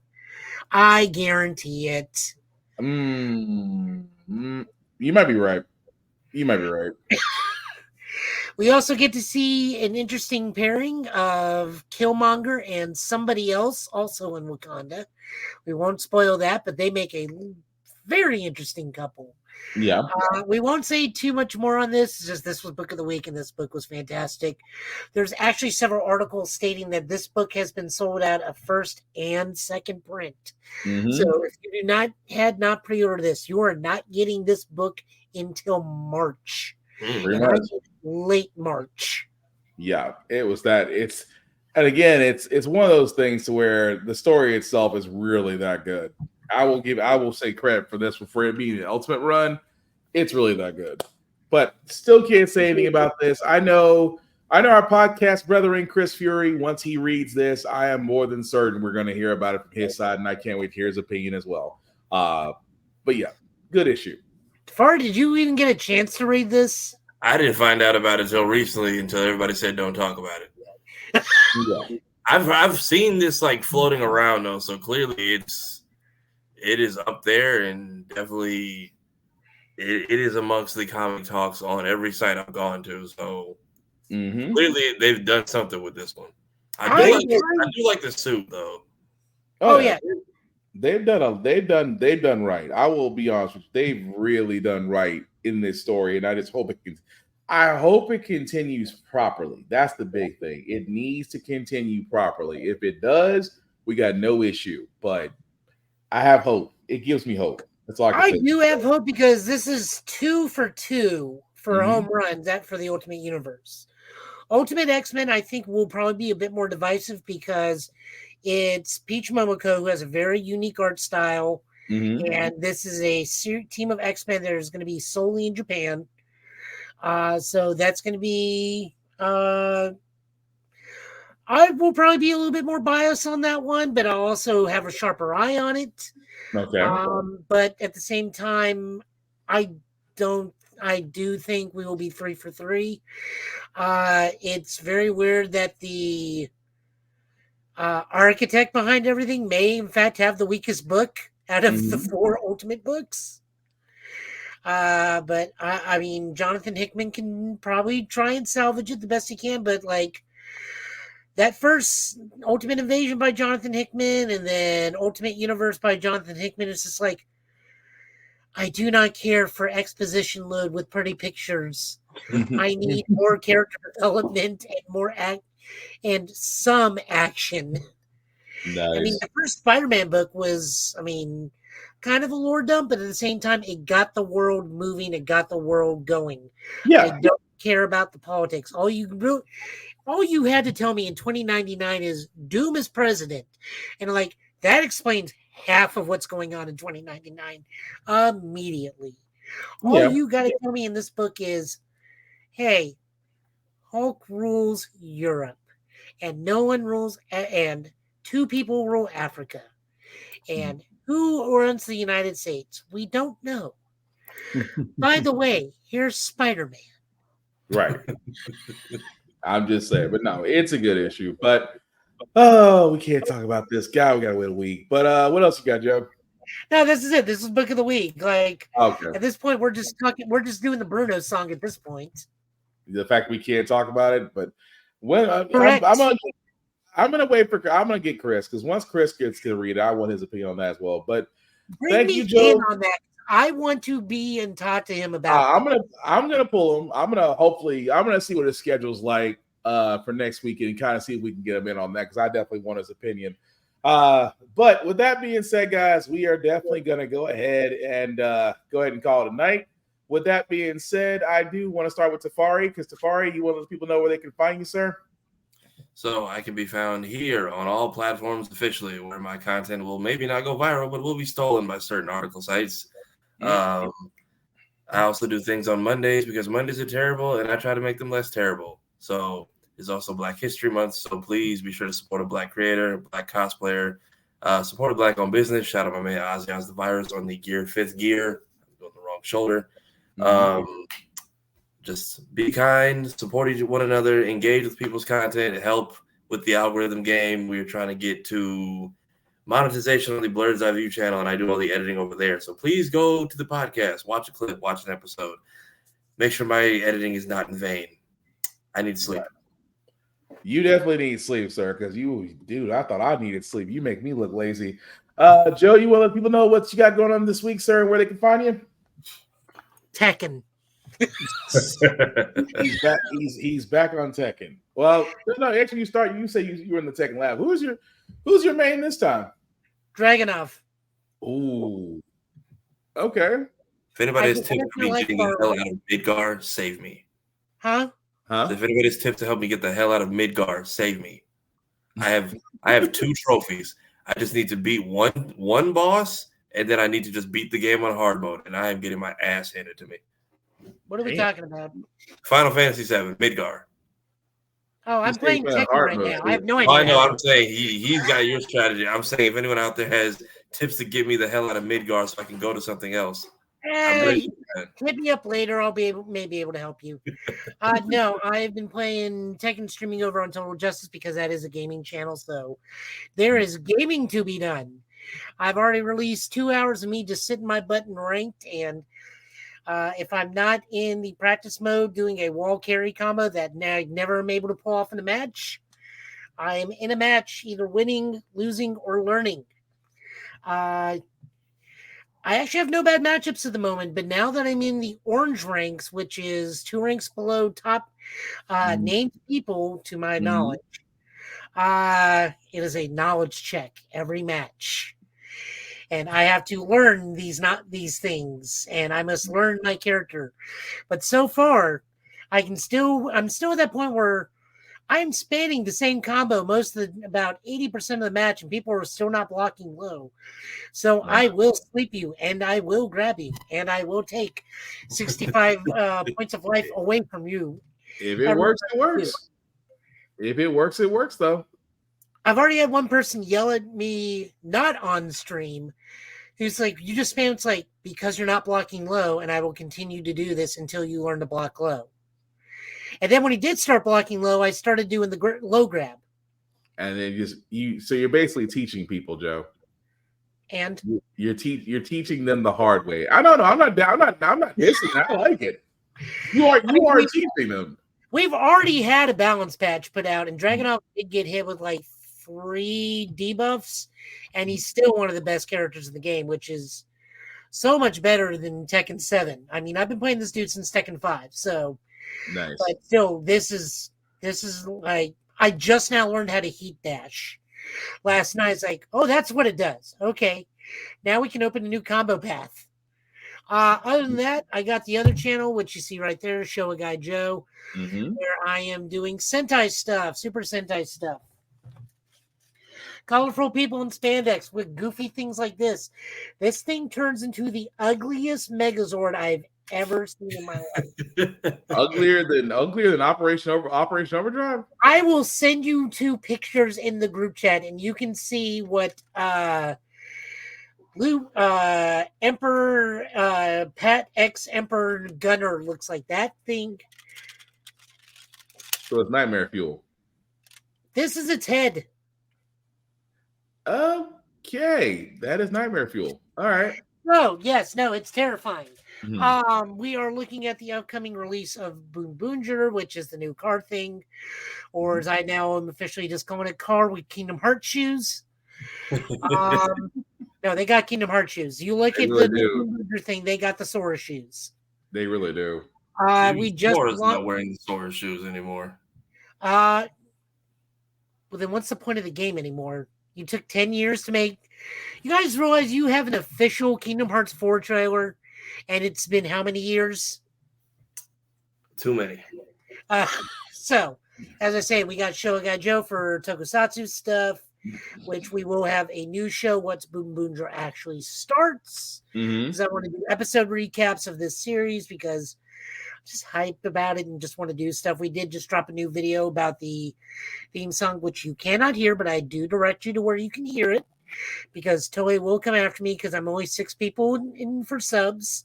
So I'm not powerful enough to hold off Toei at the moment. Other than that, I'm building my own version of a slime blower. Nice. For Frozen Empire. I just got the 30-gallon gas drum I need to strap onto the back of an Alice frame. I'm making my own DIY version. It's why I have a black suit. It's for apparently black suits are now official in Frozen Empire, and they mean the testing division. Interesting. The technology and testing division in Ghostbusters are black suits. Because you're mounting the drum to a frame, right? Hold on real quick. I was like, because you're mounting it, that's gonna be. Are you mounting it by clips or by? See, now you got me curious. We don't know. We don't know. Okay, because I just know that this thing. Holy crap! Back of an Alice frame. Yeah, I would say. I'm going to put blue stuff to it to make it look more science-y. I would say straps. You will definitely need ratchet straps. Sure. Because my God, you will definitely need ratchet straps for that. Did you see it, Tafari? That thing is No, fucking. That thing is huge. The giant thing he's holding. Yeah. What is that? That is a 30-gallon. That is a 8-gallon gas can for a Jeep that's going to be modded into a slime blower. Updated version of a slime blower from Ghostbusters. And he's strapping that to a frame. He's gonna be carrying on his back. It's probably going to weigh less than my actual proton pack. Yeah, but that's still a lot of real estate, though. And if anybody gets injured, you can just lay them on top of it and carry them off like you would a medic. I can see that. No, Ghostbusters doesn't have liability and stuff like that. We work with unlicensed nuclear accelerators. You think we have an accidental and injury insurance? What's wrong with you? That's fair. Well, thank you for that, Joe. As for myself, guys, I usually do shameless plugging anyway, but also let me first shout out to my friend of mine at Vaughn at Big BZA Dot. You can definitely find him, Big BZA Dot, on social media for beats and things of that nature on his YouTube page. Definitely check him out there. As for yours truly, guys, Black Fox 447 is where you can find me on the socials. I do reviews on everything that I watch, including gym stuff, because I like to do a couple push-ups. The shows themselves can be found at the link at the bottom. Just make that a little bit bigger where you guys can find it. If you copy and paste that into your browser, take you to our links to YouTube and Facebook groups for all of our podcasts, How the Fact That Here Get Bit, and of course, Off the Podcast. Like, share, subscribe. I cannot stress this enough, guys. Please help us to actually grow, which means that like, share, hit your notifications up. Because again, telling us that I get this a lot, telling us that you love the show and you love what you do. Okay, cool. That's great. That's wonderful. We're not knocking that. But in order for us to grow, guys, you have to share. You have to put it out there. Word of mouth is the greatest form of advertising we have against the algorithm. And right now, the algorithm is haymaking us. So, again, help us, help you. It's all we ask. At the same time, guys, let me also point out Blur Station really quickly. Again, myself, Tafari, and others are a part of the conglomerate for Blur Station. You can definitely find them at blurstation.com. Join up now. It is still $10.99 a month. We only ask that you join under the Blurred's Eye View Affinity membership. You can select any member there. We would all appreciate that. At the same time, guys, again, $10.99 a month for content like mangas, for comic books, for television shows like Issue 1, for movies that are currently being in development. Guys, the thing about this is, after 36 months of paying $10.99 a month, you can actually own a share of Blurred Station. I don't know about you, but it's a whole lot better and a lot easier than trying to get a share of Amazon, Netflix, or Amazon Prime, just because it's an absolute amount of money to get that far. When all you can simply do is pay 36 months of $10.99 and you own a share of Blur Station. Again, check them out at blurstation.com. All right, so as we wrap this up, guys, we will hopefully be back here. Same Get Bit time, same Get Bit channel. As I'm trying to get, there we go. That's what I wanted. So we'll hopefully be back here, guys. Same Get Bit time, same Get Bit channel next Friday with the news of the week. Especially whatever Phil Spencer says about Xbox, and whatever stuff that comes out, we will definitely cover it and talk about it. But with that being said, guys, after we wrap this up, guys, anything left to say for you all tonight? Just remember, it's about the Super Bowl, not Taylor Swift. Yes, Super Bowl. Also, yes, if you're going to go out to Super Bowl, guys, please have fun. It's a game. Yes, we do watch it for the commercials, but again, guys, go out, be safe, have fun. Don't do something that gets you into jail, because if you get in jail over the weekend, you're not getting out till Tuesday. That's almost at every county. So keep that in mind when you're out there partying and drinking. That being said, guys, what we do here at Get Bit's all about fandoms. We know them, we love them, we like to share them, discuss them, debate them, but we do not want to be toxic. We do not want to be gatekeepers. We want to welcome everybody to our fandoms because there's room for everybody. So simply put, if you want to show somebody a con, if you want to show them a manga, if you want to show them an anime, if you want to show them something you care about, then show them with love and encouragement. Above all else, don't be a dick. That's all we ask. So with that being said, guys, we do thank you for watching. If you're watching this on the playback, please comment. We still want to know everything that we talked about and your opinions on all this wonderful stuff that we have going on. on this free Super Bowl weekend. We keep hoping that Ryan Reynolds will drop his trailer tomorrow. If so, then we might do a short clip about it. We don't know about that yet. So with that being said, he's been Tafari. I've been Joe. He's been Joe. I've been Will. I've somehow made it to the end of this podcast and somehow kept my grammar intact. But this has been the Give It Podcast for tonight, guys. Thank you all for watching. Take care of yourselves and each other. We'll all get through this. Peace.